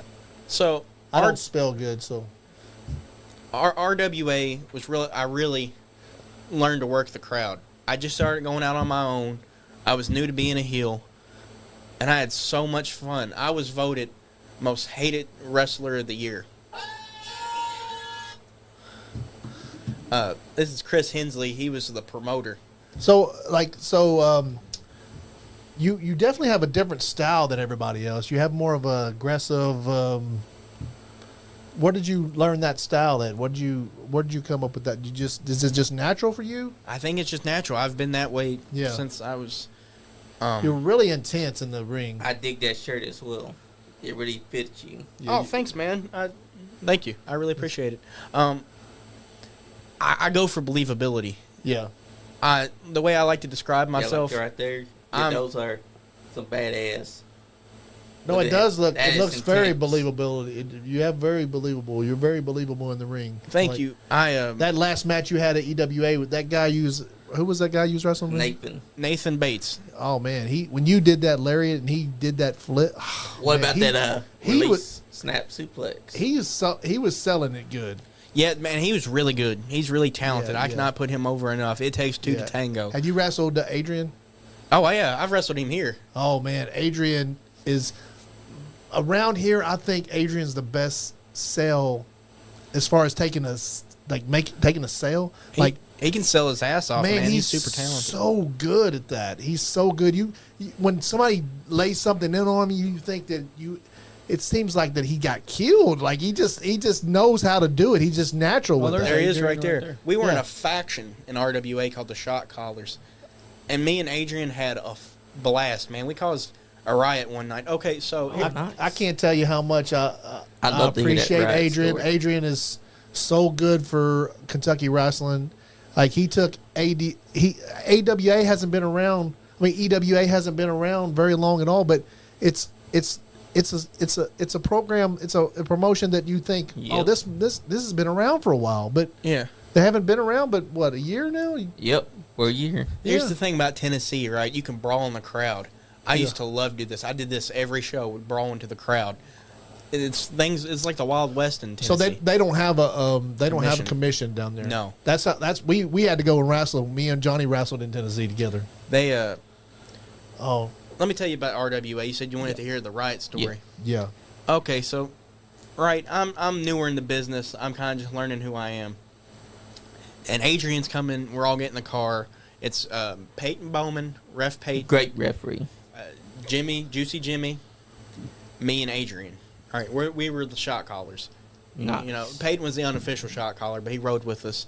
You know, he's one of our boys. I love Peyton to death. Shout out Peyton's to Peyton. awesome. Same here. Peyton's so smart with this business. He would call in every week last year to be our call-in rep, and he tells us what all was going on with EWA and what he was doing Ooh. every wrestling. That was awesome. Thank you. We need to come down to Paradigm. Yes, Dude, we do. You really should. There is no shows like Paradigm in the area. Yeah. Okay, they are so different from Tennessee and Kentucky. They are just different. I love them. Yeah. Okay, at the next show they're gonna have Tom Lawler. You know who that is? Yes. UFC Tom Lawler versus Yep. Madman Pondo. Backyard rules. Oh, hell I'm yeah. gonna be in a 4-way ladder match. When is this? When is this? September 13th, Friday 13th. Okay. Yeah. N- That's no- the same day that. That's next Friday, right? Yeah, Yeah. Yeah. That's the same day that Generation Next is having theirs. they're running in my high school, Bourbon County. Yeah, where I wrestled Yeah. stuff. Yeah. Yep. In my hometown. But so RWA, I keep getting sidetracked. Hey, it's all right. All right. I'm sorry. No, good. I mean, we're here another hour, so we're good. Yeah. Yeah. We God, we used to piss these fucking people off so bad. So we had this big feud with Larry Cooter and then RWA. We were taking over, right? We were like this super evil faction. And we'd get these people so angry. So I win a big fatal 4-way match. You can find it on YouTube. Yeah. It's with Damian Chambers, John Strange. Y'all ever seen John Yep. Strange Oh, is we amazing. have. I like. Love John Strait. Yeah. See if you can pull that one up, brother. He's, it's on John. Put in John. He wrestles in Florida now, right? Yes, he does. Man, he's. We've seen him at character. UCW Caverna, not last year, but the year before. Put in John Strange RWA Fatal 4-Way, and I think it should come up. So this was almost for like a Money in a Bank. You could get a championship contract anytime, anywhere. Right? So I win the contract. But at the end of the show, Larry Cooter gives me a pile driver. Cooter. I sell the pile driver like death. I go on social media and I tell everybody that I'm in constant pain. I'm going to need to have surgery and I'll probably never wrestle again. All right. Everyone from my grandparents to Brutal Bob Evans to about every wrestler I knew messaged me. I had ex-girlfriends from high school message me. You know, and I'm like, man, this is cool. And, you know, I did the whole, like, edge thing. I come out and I had the neck brace on and I made these people cry. I was just like, all I ever wanted to do was make my pops proud. And people are crying, you know, and, like, I turned babyface. They loved me. There it is, right there. I'm the judge of the Halloween costume contest that we're doing. It's like Halloween time. And at the show, Larry Cooter's wrestling Juicy Jimmy. Larry Cooter beats Juicy Jimmy. He's champion. I come in from the crowd and bust a fucking picture frame over his head with my contract. Boom! Take the neck brace off, crack my neck. Ha, ha, ha, ha. These people went fucking crazy. Oh, God. I bet. Who's the tiger guy from Winnie the Pooh? Tigger. Tigger. Some kid in a Tigger costume, because I'm leaving the ring, I'm arguing with people. I loved you! I loved you! Like, what the fuck? Me and Jimmy are over here. I'm arguing with this woman, right? She gets up in my face and she's like, fuck you, saying a bunch of slurs I'm not going to repeat on the podcast. Yeah. I'm like, I'll fucking kill you, bitch. I'm fucking arguing with the husband. Like, you want something too, motherfucker? I see her get something out of her purse. I'm like, oh, shit, what's she getting out of her purse? a fucking wooden spoon. She come at me like she was gonna stab me with a wooden spoon. A big Jack security guy. I don't know why this guy didn't get in wrestling. This motherfucker's huge. Grabbed me. He was like, "We gotta go. We gotta go." Man, we couldn't even stop to get food in that town. Yeah, that's 'Cause crazy. They fucking believed, man. Yeah, they that's fucking good. believed. Barry and them would have loved that story because Yeah. they were talking about the riots, and Scott Dine would definitely love that too because he was privy to a lot of riots. Next month, right? It's a Christmas show. I'm against Uncle Biff. He's a Tennessee wrestler. He's been around everywhere. He's Larry Cooter's tag team partner. Yeah. We're having a Secret Santa street fight match where there's like a present under each corner with weapons in it. And like some are joke weapons and some are like Legos and stuff. Yeah. And we have this crazy match that the people are into. I open a box and it's just candy, and the kids are like, "Candy?" I start beaming at kids. "You want some fucking candy?" Throwing it at their faces and stuff. It gets intense. There's a Christmas tree. I'm getting ready to do There's something. there's no barricades, right? There's no barricade, man. So they jumped in the ring. You were on your own. Wow, So fair game. that's If they do crazy. that. I'm beating the hell out of Uncle Biff, right? I'm on top. Ah, ha, ha, ha. I turn around. Larry Cooter has a picture frame. Gets his revenge. Busts me over the head with it. It cuts my hand. I have a little cut here, small as fuck. You wouldn't think it. But where my adrenaline in the ring was going so hard, I'm start spewing blood all over the mat. Wow. The fans go crazy. Uncle Biff gets me on the top rope, power bombs me through a Christmas tree. I'm dead cell. I'm done. Everyone thinks I'm hurt. I'm bleeding crazy in the ring. They carry me out of there. I get a standing ovation Wow. as a heel. Yeah. I get a Nice. standing fucking ovation. Yeah. So up in Paradigm, you heel or Paradigm, we don't believe in baby faces and heels. you go with the crowd. really? I don't Yeah. I don't know how to describe it, man. People like me, people hate me. We That's definitely right. have to come and see. Like If how they- who do we contact to come up there and see you guys? Y'all in Jeffersonville at the arena? No, we're in New Albany now. New Albany. That's That's the same distance, right? yeah. I can get you some more information. I can link you up with the right people. Yeah. The promoters are Gary Wilson, Yeah. Cam Adams, and Cam is one of my absolute favorite people in the business. Yeah. There's no one that fights harder for Jacob Ratliff than Cam. No one believes harder than Cam Adams. So, I just want to shout out Cam. Man, I couldn't have done a lot without you. You think they would let us come up and do clips and stuff? Take Yeah, clips and I stuff? think they would. Okay. Yeah. Let That's Johnny know who that's a he great needs a promotion. contact with, and we'll try to come up there. That's one of the first promotions that we took notice of in 2022. Everyone kept bringing up Paradigm. We're like, Well, These that's the they're promotion so that we wanna different. see. Yeah. They're so different. Okay, it's a completely different style. You all will love Paradigm Pro Wrestling. It is one of my absolute favorite places to work. how would you describe the style that's going on up there? So you have everybody from Tom Lawler, but then you have all these super great. Is it a lot of high flying? There's high flying, man. We got good brawling. We got hardcore. You kind of got a mix of everything. It's a mix of everything. See, that's what I like. It's I a think- buffet. I think I like that kind of style I like because buffets.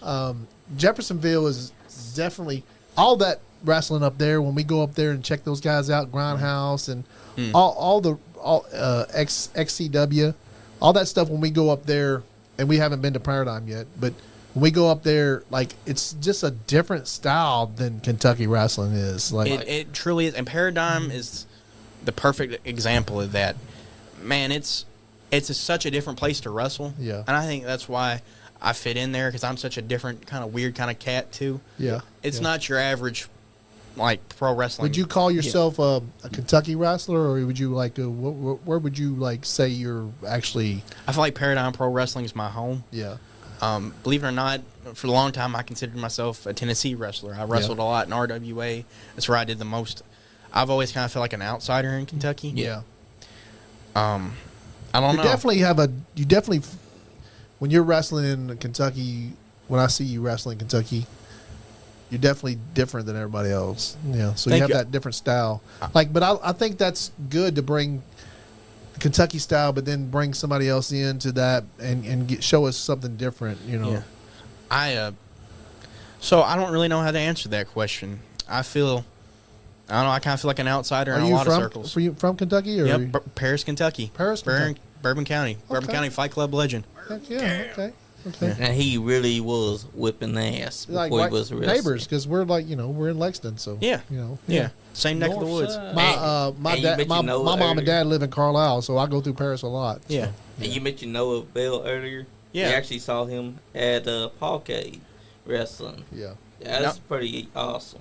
If you like Paul Cade, you're gonna love Paradigm. Yeah. Okay, Omega, he wrestles for Paradigm a lot, man, and he's over like blockbusters. Man, I He's- can't Hell tell you yeah. enough. I'm so impressed with Omega when he comes up here, and he works with kids and stuff, and He's a hero to the kids, He's man. just an awesome person, man. He's just really an awesome guy, When he comes out, man, sometimes I'll be in the locker room. I just see how the people react to him. There's Yeah. something special about Omega, Yeah. and he's one of my favorite people in the business. He's one of my favorite guys to have in the studio. He's been here Great talker, what, too. 3 times? He's been here Yep. 3 times. He's been in the studio 3 times. He's just when he comes in here, he's just so friendly and just such a good guy. And you're like, how's this big teddy bear just beating up on people? And you he's know? fucking hilarious. He's a too. fucking great guy, He's man. fucking hilarious. He cracks me up. He's so nice to me. And He told us some story like a Mark Clay story. It was like about Mark Clay hitting puberty in the middle of middle of something. And he's like, that's another motherfucker who's my favorite. That was Marty awesome. Clay is one of my favorite people. Like in that the guy world, that he's makes just, you believe. he's just a fucking sweetheart of a guy. Also, he You meet him, catches you know? turtles, snapping with his own turtles hands. and Yeah, all You- that with his you- bare hands. Have you wrestled Marty? Yes, I have. Yeah. And me and him have had some good matches. We was watching one of the matches earlier. Was that like a fatal 4-way? Yeah. Yep. I feel like me and Marty have another good match coming up. I don't know when, I don't know where, but somewhere down the line. Have you wrestled down at Appalachian Mountain Wrestling yet? No, I haven't. No, I haven't.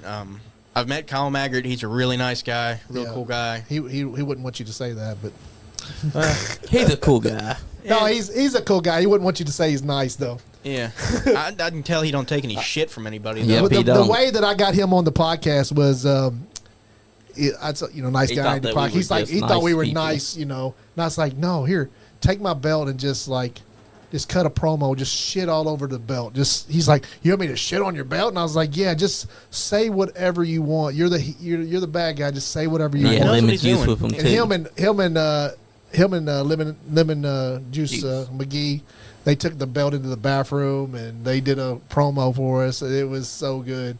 Like that's why we work with the Appalachian Mountain Wrestling a lot. We go down there, guys, and we try to promote their stuff. They got some good. Great good old guy. school He is a feel great to guy. him. He is a great guy. Those guys are good guys. Like they also got the old school style to them too. Oh yeah, they definitely have the old school style down there. There's nothing wrong with old school style. I know we talk about my style. There's nothing wrong with old school style. No, Man, there's nothing wrong with any style of wrestling. Yeah, I'm a it's fan. all I'm a flavors. fan of every wrestling. I'm a fan of even the shitty wrestlers. Yeah. Even the shitty wrestling. 'Cause- I think that it's there's a spot for everybody. I think. That's true. Because even if it is shitty wrestling, there's always a chance that the person that you're watching is going to go on and be improved. Yeah. And he's going to be even better than what he was when you first saw him. Or they haven't hit their full Yeah. potential yet. And Yeah. plus, if you are having shitty wrestling, you're at least doing what you love. And you have the chance to go find the actual trainer that's going to help you improve on what you know. Yeah. And You're you got gonna the get better. balls to at least get in there. You know what I mean? Yeah, Like, Yeah. I mean, it's. I've been in the ring once with Johnny and Johnny, and it's so different. Like It is. You're like up there on a stage. Like it's like if people think that they sit there and think that they could do that, No. they got another thing coming. You can't do it. I mean, just as a regular person, you can't do what you do. I can't do anything that you do. Like I can't make it look real like that. When I got in the ring and me and Johnny got in the ring, we just looked like Sorry that I hit you with the double knees, though. Johnny was making up stuff on the fly. And I was mean, like, sometimes you have to. I was trying when not to things get don't hurt. go to plan. What are the people saying, Johnny? The people, Yeah, what were they saying? we know that Teddy Bashong loves you. We got Tanner Hall. He said they really don't understand about. that thing doesn't professional update wrestling. that verb. That doesn't update very Tanner good. Hall, Did that's I- my boy. Did I not bring my phone in? Usually you do. I didn't bring it in, I don't guess. But everybody that's tuned in, They know now who Jake Ratliff is. That's your my style and your believability. I want them to know me, you know. Yeah. I try to let them in a little bit. Try to know what I'm about. Yeah. Know what I represent. Why I do the things I do. That was my big goal of today's podcast. Because you're an ass kicker. Whenever you see someone in front of you, your goal is not. So what is the not belt? What is the belt you have? Super I'm the Paradigm Super Middleweight Champion. middleweight champion. Okay. September 13th, Friday 13th, I'm going to be in a fatal 4-way ladder match. It's my first ladder match. All right. Against Noah Vale, Okay. Shaw Mason, and A-Game. You know, Noah Vale's a great pro wrestler. Great fucking wrestler. He is. But A-Game, one of the best wrestlers in Paradigm. Shawn Mason, we're 1-1. Right? He's who I beat for this belt. And he's beat me for the belt before, too. All right. Me and him have history. So we really need to settle that up. And so I'm going to go down in this ladder match. Now, listen, I'm not really a flippy guy. I'm probably not going to be flipping off ladders. But I'm going to be the guy throwing people off ladders. I'm going to come in, do what I do best. You know, my submission game's not going to really work in a ladder match, so I feel like I'm at a disadvantage. So I'm just going to start swinging for the fences and doing what I can best. I'm going to make it a fight. You know, it's 3 of those guys versus me because they're trying to take my belt. You think Exactly. you think they put you in this match to be at a disadvantage? Probably the overlords, yeah. Yeah. You know, the wrestling overlords, they don't want me champion. Yeah. You know, the Super Indie Cucks don't want me champion. You know, so, yeah, it's probably that way on purpose. You know, stack the competition against me. You know, put me in a ladder match where I can't choke a dude out or I can't arm bar a guy. You know, I can't use any of my submission grappling. You might have to break some arms and snap some necks. That way, you know, they Hey, if I can't- snap they- their leg, they can't climb up a fucking ladder. Exactly. Oh. Yeah. Exactly. If I choke a dude out, you're unconscious. Yeah. You know? But I'm looking forward to it. It's my first ladder match. It's going to be exciting stuff. They can't climb a ladder with a ladder shoved up their ass. That is true. That's another good Ladder point. sodomy. That's what's all about. I mean, Noah Bell, he's a pretty damn good wrestler. A very good himself. wrestler. Was that? But Is that Yeah, Larry D that's there? Larry. Yes, it is. Was he in TNA at this point, or? I think he might have been or just off at TNA. Gotcha. But also, Noah Bell may be a good wrestler, but at the same time, Can he outstrike me? I went up Exactly. there. I went up there in Louisville and watched that TNA stuff. That in person. Was that a pretty good show? Oh yeah, it was a great show. Yeah, I seen all like Miss Larkin up there and Ali Albright. Allie Albright and what's the other girl's name? Big Which one? Vanessa Holiday. Vanessa Holiday was up She there. saw herself actually. She commented, she says, "I see a familiar redhead." Yeah. When you had the bill, seeing Josh Alexander getting his ass beat and brought to the ring. It like was Kushida. it was amazing, man. It was great. I got to see the Hardy Boys wrestle. I've seen them wrestle a few times before, but not that close up. Mhm. And they still have it. They don't look like they've slowed down any. Like I also love that they're back to being total nonstop action yeah. because They have fit in. They fit in TNA. and they have some great wrestlers in their company too. They do have some great wrestlers. I love that they're working with NXT now. I do too, especially Jordan Grace because you can already tell she's already going to She- be a part of WWE. She is incredible. I seen something earlier. I don't know. Who's how your much favorite pro wrestler? Okay, this is such a hard question for me because I watch so much different, Do you watch a Wrestlers. lot of wrestling? lot of wrestling. Yeah, like TNA, AEW. I watch a lot of old school wrestling, Yeah. and I've watched a lot of Japanese wrestling. Yeah. My favorite wrestlers are almost like broken up into decades. That's Yeah. how much wrestling like I watch. Yep. Like 70s, probably Harley Race. Yeah, Hell yeah. 80s, bad motherfucker. probably Randy Savage. Bad motherfucker. Fuck. 90s, probably Kenta Kobashi. Okay. Nice. Okay, like 2000s if I had to pick one. Probably Chris Jericho. I guess he was one of my favorites growing up. Yeah, yeah. I mean, I have so many. Man, when he was in WCW and he was doing those lion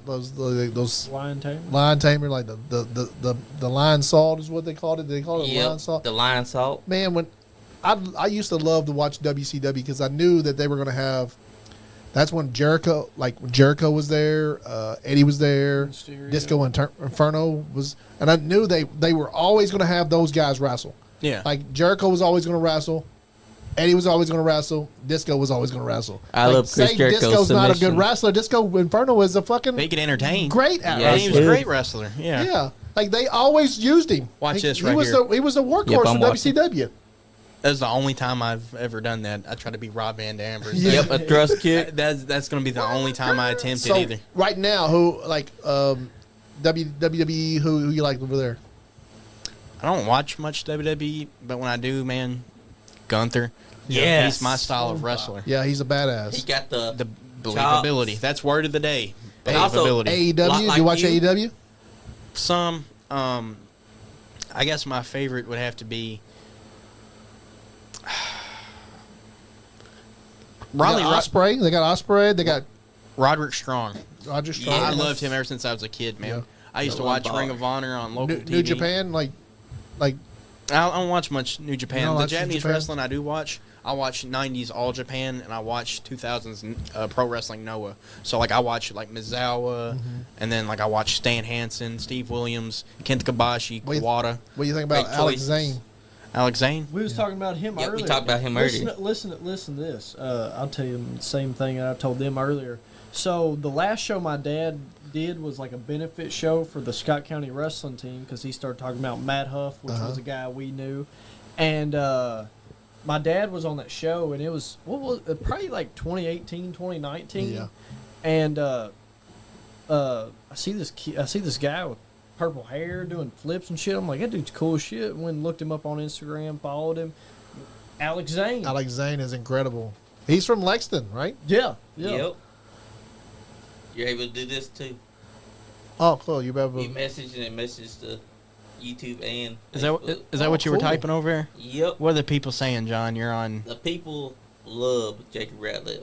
That's what they're saying. Good, they should. Because they should. Because really, you are what you're. A lot of people, if they don't know who you are, will know who you are after this. Especially September 13th at Paradigm. A lot of our fans will know Because who you got are. that right there, and you're going to defend it in a liar match. Noah Bell, I hope he knows how to strike because Jack Ratliff always proved. He's a better athlete than me.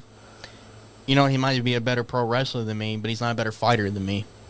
Okay. Exactly. Noah Vale is a super athletic, great guy, great pro wrestler. But can he hang? If we're throwing hands, can he hang? That's my X factor, man. I feel like I have the power to drop anybody at any time. Exactly. Okay. And their goal is to get the titles. You But can't what do they that when you're don't on the realize- ground, when I'm grapple fucking you, putting elbows in Yeah. your head. Yeah. I'm sorry. You knock them all out, and then you can just walk right up And also, the ladder. You can walk They- right up the ladder. their goal is to get the titles. They're not even thinking that they have to go through him to try and get those titles. Yeah. This man could stop all three of them if he wanted to, because he's got power behind his grapples. He's got the power of the strike, the snap, release suplex, the lariats. Still, This man. you still in Paris? Yeah. Cool, man. Yeah. Means you can come up here a lot more. I probably can, yeah. We can probably work some stuff out. Yeah, Heck yeah, that'd and be cool. also, we'd like to get you in here with Stan the man. Stan Sierra, I'd love to do a Oh podcast man, I with love when Sierra. Stan comes. And if we can, We need to get me, Stud, and Juicy Jimmy up in here. Yes. Because you need to I don't ask think him- the stud likes us very much, though. No, that's what I hear, and that's what I want to get to the bottom of. I will come up on this podcast, and I will find... What's the beef? Just go ahead. We Smartly. brought, we we don't brought know him what on the and beef everything. What's the heat? Either it's mostly on either his we're side. misunderstanding and he's talking about somebody else, or he's talking about us. I don't know. I think What's up, Is he Donnie watching? Green? Is he watching right now? I don't know if he's No. watching or not. I don't Donnie Green know. is. Man, Donnie Green is so good. He was an awesome guy when I met him at PTW, and he was one of those guys that would help the younger guys anytime he Donnie could. Green's an incredible friend of this podcast. He's part of Yep. this. He's really just part of the podcast. You know, I mean, we'd like Donnie- to get Stud back in here. I'd love to bring like Stud that- back the in. heat- the I heat want to is mostly squash the from his beef. If side. there's a beef between us, I'd love to squash it. Let's squash we the don't heat. do. We act goofy. We do a lot of comedy, but They're here to entertain. we're here to entertain, and we're not wrestlers. We're different try than to- wrestlers. We try to show respect to professional wrestling. Okay. Yeah, Well, we want to put over everybody, and we do have, like, you know, we brung on some TSW guys at one point. We bring on everybody. You know what I'm saying? We try to put over everybody. Dream podcast right here. Yeah. Okay, if y'all could somehow get these three dudes to come up here on the We might podcast, need you. I will come. I will be a part of the podcast. Jimmy, Stud, Bobby Blade, and I'll come too. I'd Hell love to yeah. get Juicy on it. Jimmy in here. You need I've to had ask Stud him- in here. But I'd like to have Juicy in here, and I'd like to have you in here because then Stud would probably he would feel comfortable around you guys. Oh man, things gonna get wild if the three of us get together. Oh, on I'd this love to podcast. have you. I love Wild. I'm not, Don- I you mean, know. that's what's up. Donnie says Stud versus Johnny in a blindfold match. What do you think about that, I'd Johnny? pay to see it. Blindfold man. I'd pay to see it. Yeah, I Stud. definitely would. Stud blindfold now. Like he's got an advantage over Johnny because he's bigger and he's an actual wrestler. Does Johnny get to wear But his it's a glasses blindfold under match. the blindfold? They're under the both blindfold? blindfolded. No, he's got to be blindfold. You need your eyes, Johnny. No, I'm already blind. No, so you just need blind me. two sets of glasses. Do you get to wear the glasses under the blindfold though? No, I'll He's wear gotta them wear over his the glasses. blindfold. I mean, you Hey, can't see what you can already, do. so the We glasses don't- can do it. we don't I have can't promise anything. we don't have a problem with stuff. He said some things. I've probably said some things back to him, but I only say things back to people when they attack us. And I felt like he attacked us, so I'll say something to him. And I don't have a problem with him. I actually brought him on the show. Yeah, you we've know? had That him was on. We had him on. He's in been on the show. 2022. That was a great sale of the Lariat. I'd love to have Oh, Jimmy. nice cut. I'd love to have Juicy Jimmy in here. I love his wrestling. Hey, John Johns knows Juice Jimmy. Yeah, you That's you gotta definitely one. ask him. Bring Nick Depp with you when you bring Juicy. Oh man, I'd love to have Nick Depp on the podcast. We get we wild. love him. We I love to Nick get Depp. you both together. Hey, try to get 'Cause Nick in Nick here. is Juicy wild. Jimmy, Nick Depp. When you we guys. had Nick Depp and John get around here, all they want to say was, "He's hardcore. He's hardcore. He's hardcore." We spent the whole podcast doing that about anything. If a topic came up that it featured it, we'd be screaming, "He's hardcore. He's hardcore." We'd switch it up. The Juicy's I'm a big fan of Nick Depp. I just Yes. love that guy. He gets it, When and you- also believable. when you Yeah. get Juicy on the podcast, you got to ask him. He used to book a Pro Wrestling Freedom, Yeah. and he booked Vader versus Madman Pondo, and that is one of the craziest fucking stories. Ask him about Vader. I can't do it justice. When you get Juicy Jimmy on the podcast, ask him two things. He's open homosexual, right? yeah, Juicy? Okay. I mean, I would love to hear that side because I'm sure he's got people hating on him because of that. yeah.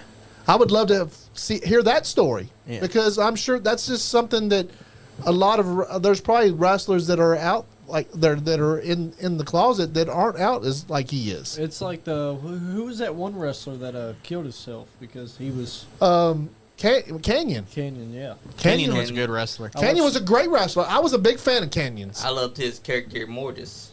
If this might to change the topic a little bit, you should get on the podcast. You guys should have a Japanese wrestling themed episode. Uh-huh. If you can, Yeah. it might be hard to do, but get Victor Vargas or Dustin Edwards is a shoot name. Get him in here to talk about some Japanese wrestling. Talk about somebody that knows everything about Japanese wrestling. Really? As an encyclopedia. He's an encyclopedia about he a I'm wrestling. wrestler? interested in doing Yeah, that. Victor Vargas. He was my Hey, first we tag spoke partner. to him. I know Victor Vargas. Get him in here, Johnny. I Yeah. will. I got a friend that I work with at UPS he's really big into Japanese wrestling too, so I could bring him in too. Yeah, And- that'd be a cool episode if you ever decide to do a Japanese themed up. Man, is this Gaston?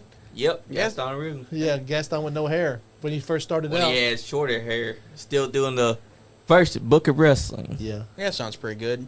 I've Yep. never wrestled Gaston. Hey, that'd be he's a got hell a of a good. match. He's got a good suplex. Hey, Yeah. Gaston, you want to test your mental?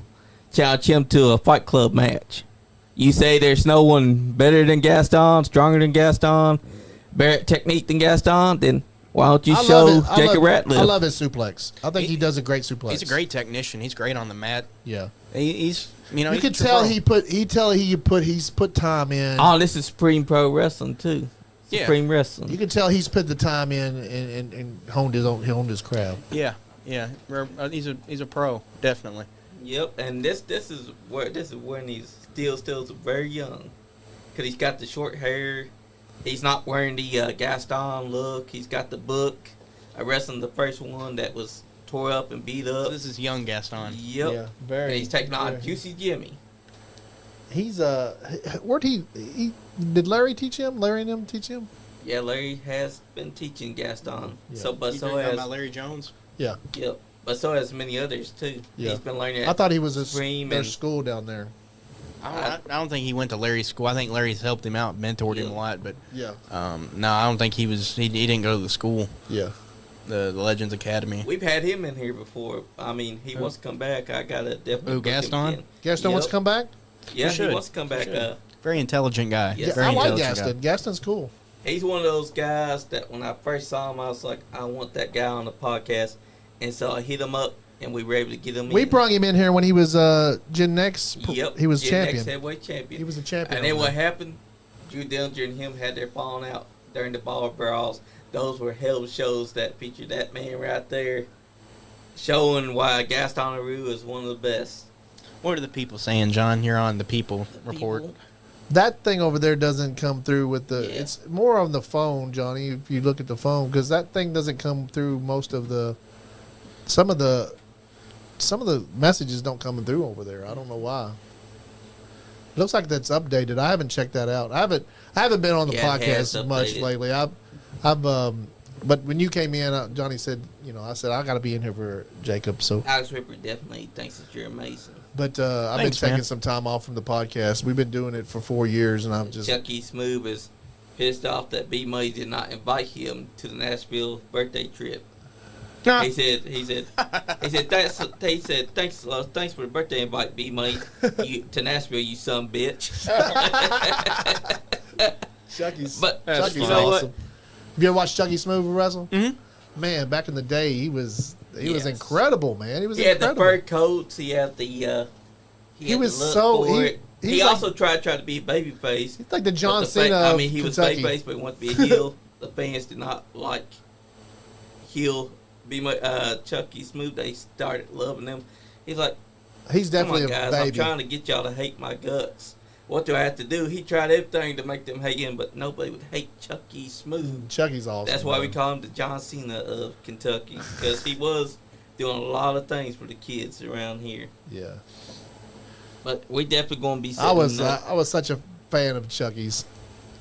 yes. Yeah, Kentucky. Been a fan of you too. Kentucky Championship Wrestling. Yep, KCW KCW was the shit, man. and NWA. NWA, but We definitely KCW gotta was get you- KCW was Chucky and them's. That was their baby. That was their promotion. Man, Yeah. I remember the KCW. times. KCW was your dad's and Chucky and all Yes. those their promotion. It was theirs. What advice would you give to him if he was to step into wrestling? Well, you need to get trained right. You need to go to a good training Well, school. I know. Donnie That's, Green. Donnie my Green. My dad's stubborn. They'll now. teach you the right way. That's really step one. Okay, just get your fundamentals ready, and then work from there. You got first things first from square one. I know that's a generic answer to give you, but man, you just need to go in there and you need train.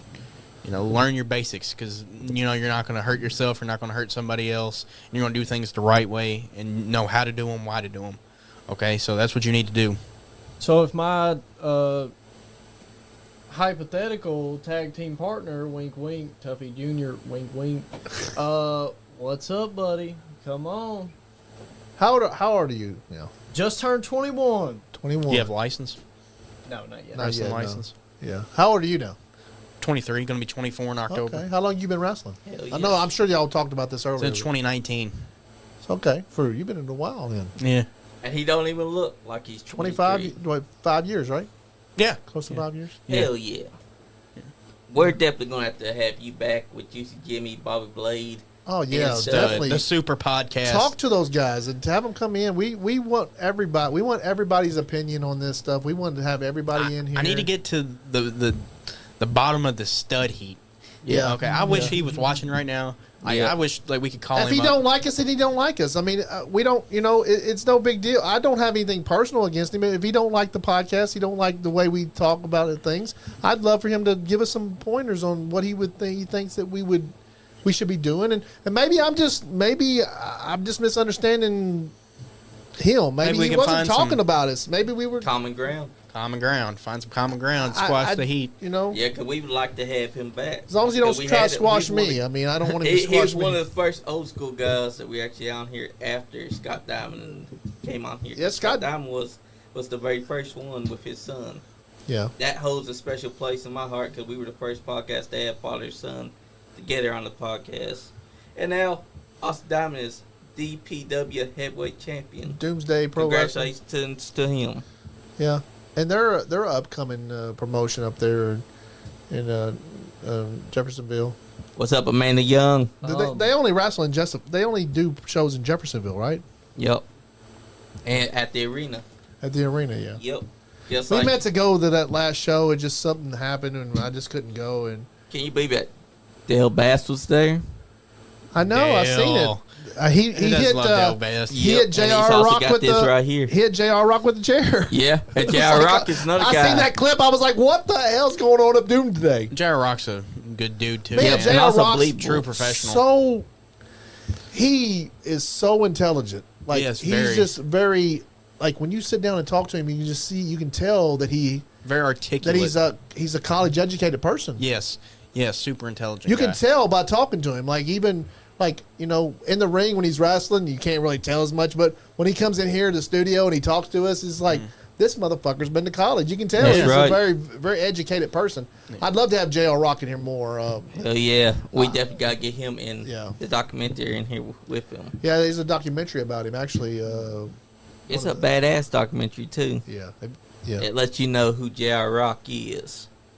And go ahead. I was going to plug something here. Recently got this. I don't know if I texted you this or you this, but and this is a little ways out, but October 17th, I booked Jessica Current, the Yep, wife yep. of Donnie Green, Okay. for a special Halloween episode Okay. of the Nice Guy Andy podcast, which is going to be on the Straight Shoot podcast. Things will get October spooky. 17th. Getting spooky.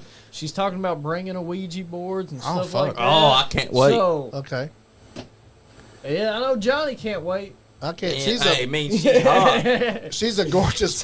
She's Sorry, a Donnie gorgeous Green. woman. She's beautiful. She's a beautiful lady. Yes, she is. And It's also, so she's not funny, afraid like- to show you. We actually had her on the podcast before when we was down at what was it? It was Skullface 4. Skullface 4. Skullfest 4, I mean. Skullfest 4. She was down there. Yeah, she's very funny. She's very comedic, and she was on there with Johnny and Cam, and it was She was the hilarious. lovely Latina.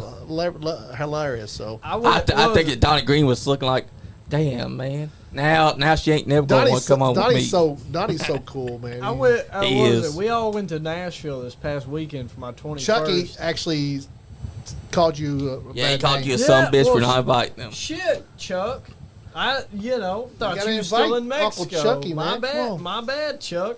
But here's guys a should have- video of me and Jessica going ham, and I saw so. that. So what happened was my dad spilt his beer all over the floor. I had a couple drinks. Jessica, had a couple drinks, and they started playing Metallica, Enter Sandman, and fucking me and Jessica started going. That's the one of the haywire. best right there. And I knew I was going to fall. I was in, boots, and a couple drinks mixed with the beer spilt. Boom! I was on the ground. Yeah.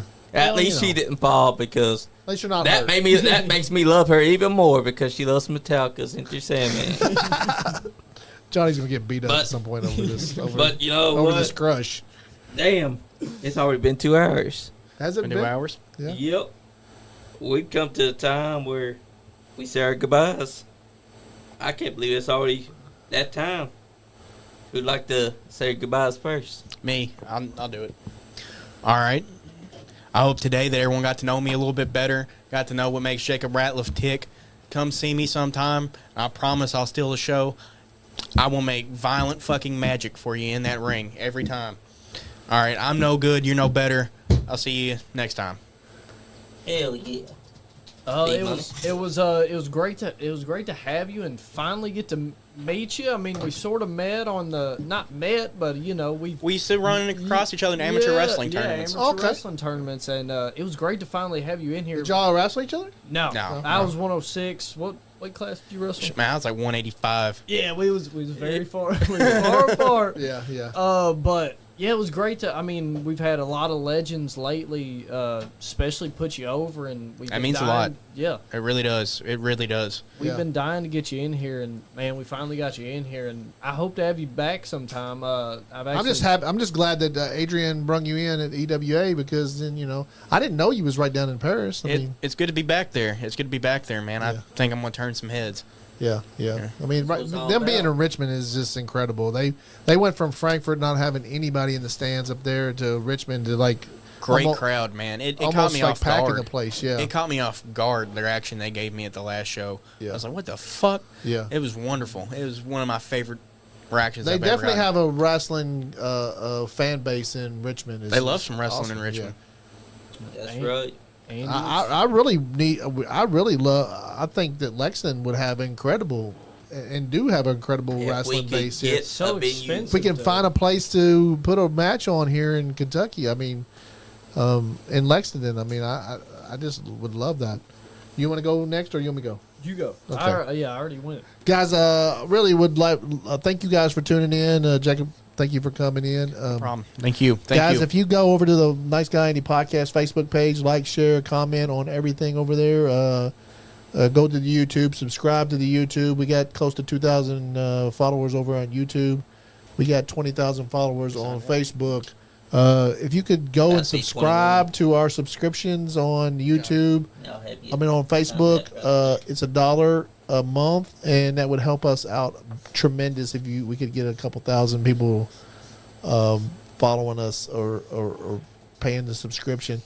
The podcast is we're monetized. We do make a little bit of money, but we do appreciate anybody Yep, gotta have contributing you to and then back on the together. Nice Guy Andy Podcast Fund. I I just want to thank everybody for helping out with the podcast. Bear, Donnie Green, John Flannery. Thank you very much, John Flannery. John Flair, shout out. Jane, Calamity Jane. Calamity Jane. I Calamity can't Jane. talk right now. Calamity Jane. She does her show on Tuesday. She did take off this Tuesday because Yeah, it was yeah, you can her sign daughter's that too. birthday, but she'll be back next Tuesday. Sign right where You want me to D-Money sign? is. Can I say one last thing? Yep. Yes, sir. Okay. Death to the overlords and death to the super indie cucks. Fuck you.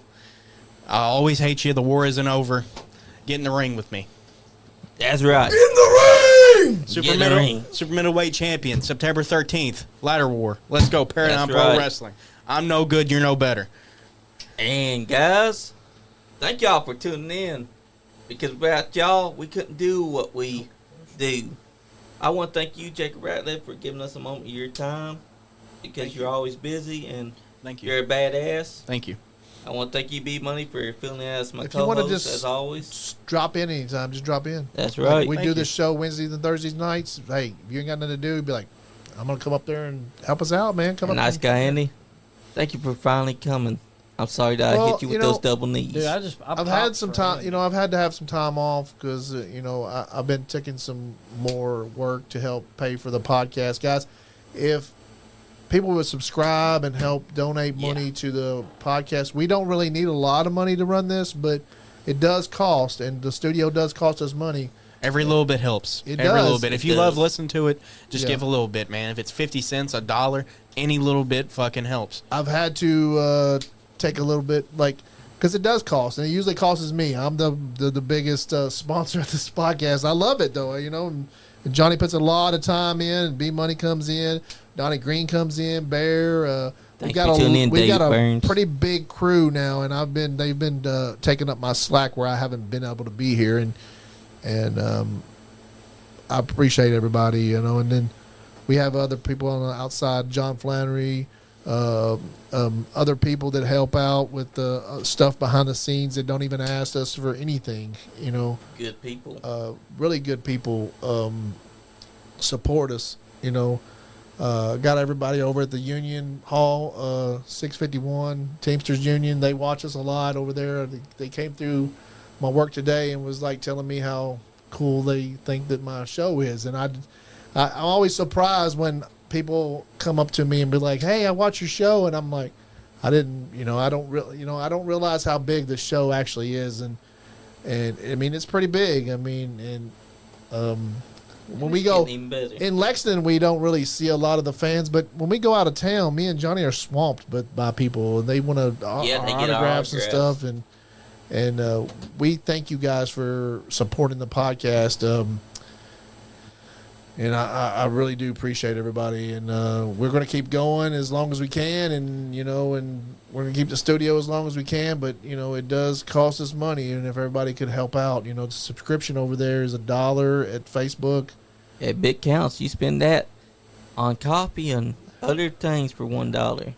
Why not send a little bit away our way? So, if you're not having fun, You ain't getting none. Also, next week, look forward to a show because right now I'm putting it together. Dale Bass, a Bobby Blade, Bobby. Ready X, all together under one roof, right here in the Nice Game Podcast. Hell yeah, damn good show, Johnny. yeah, thank you. Nice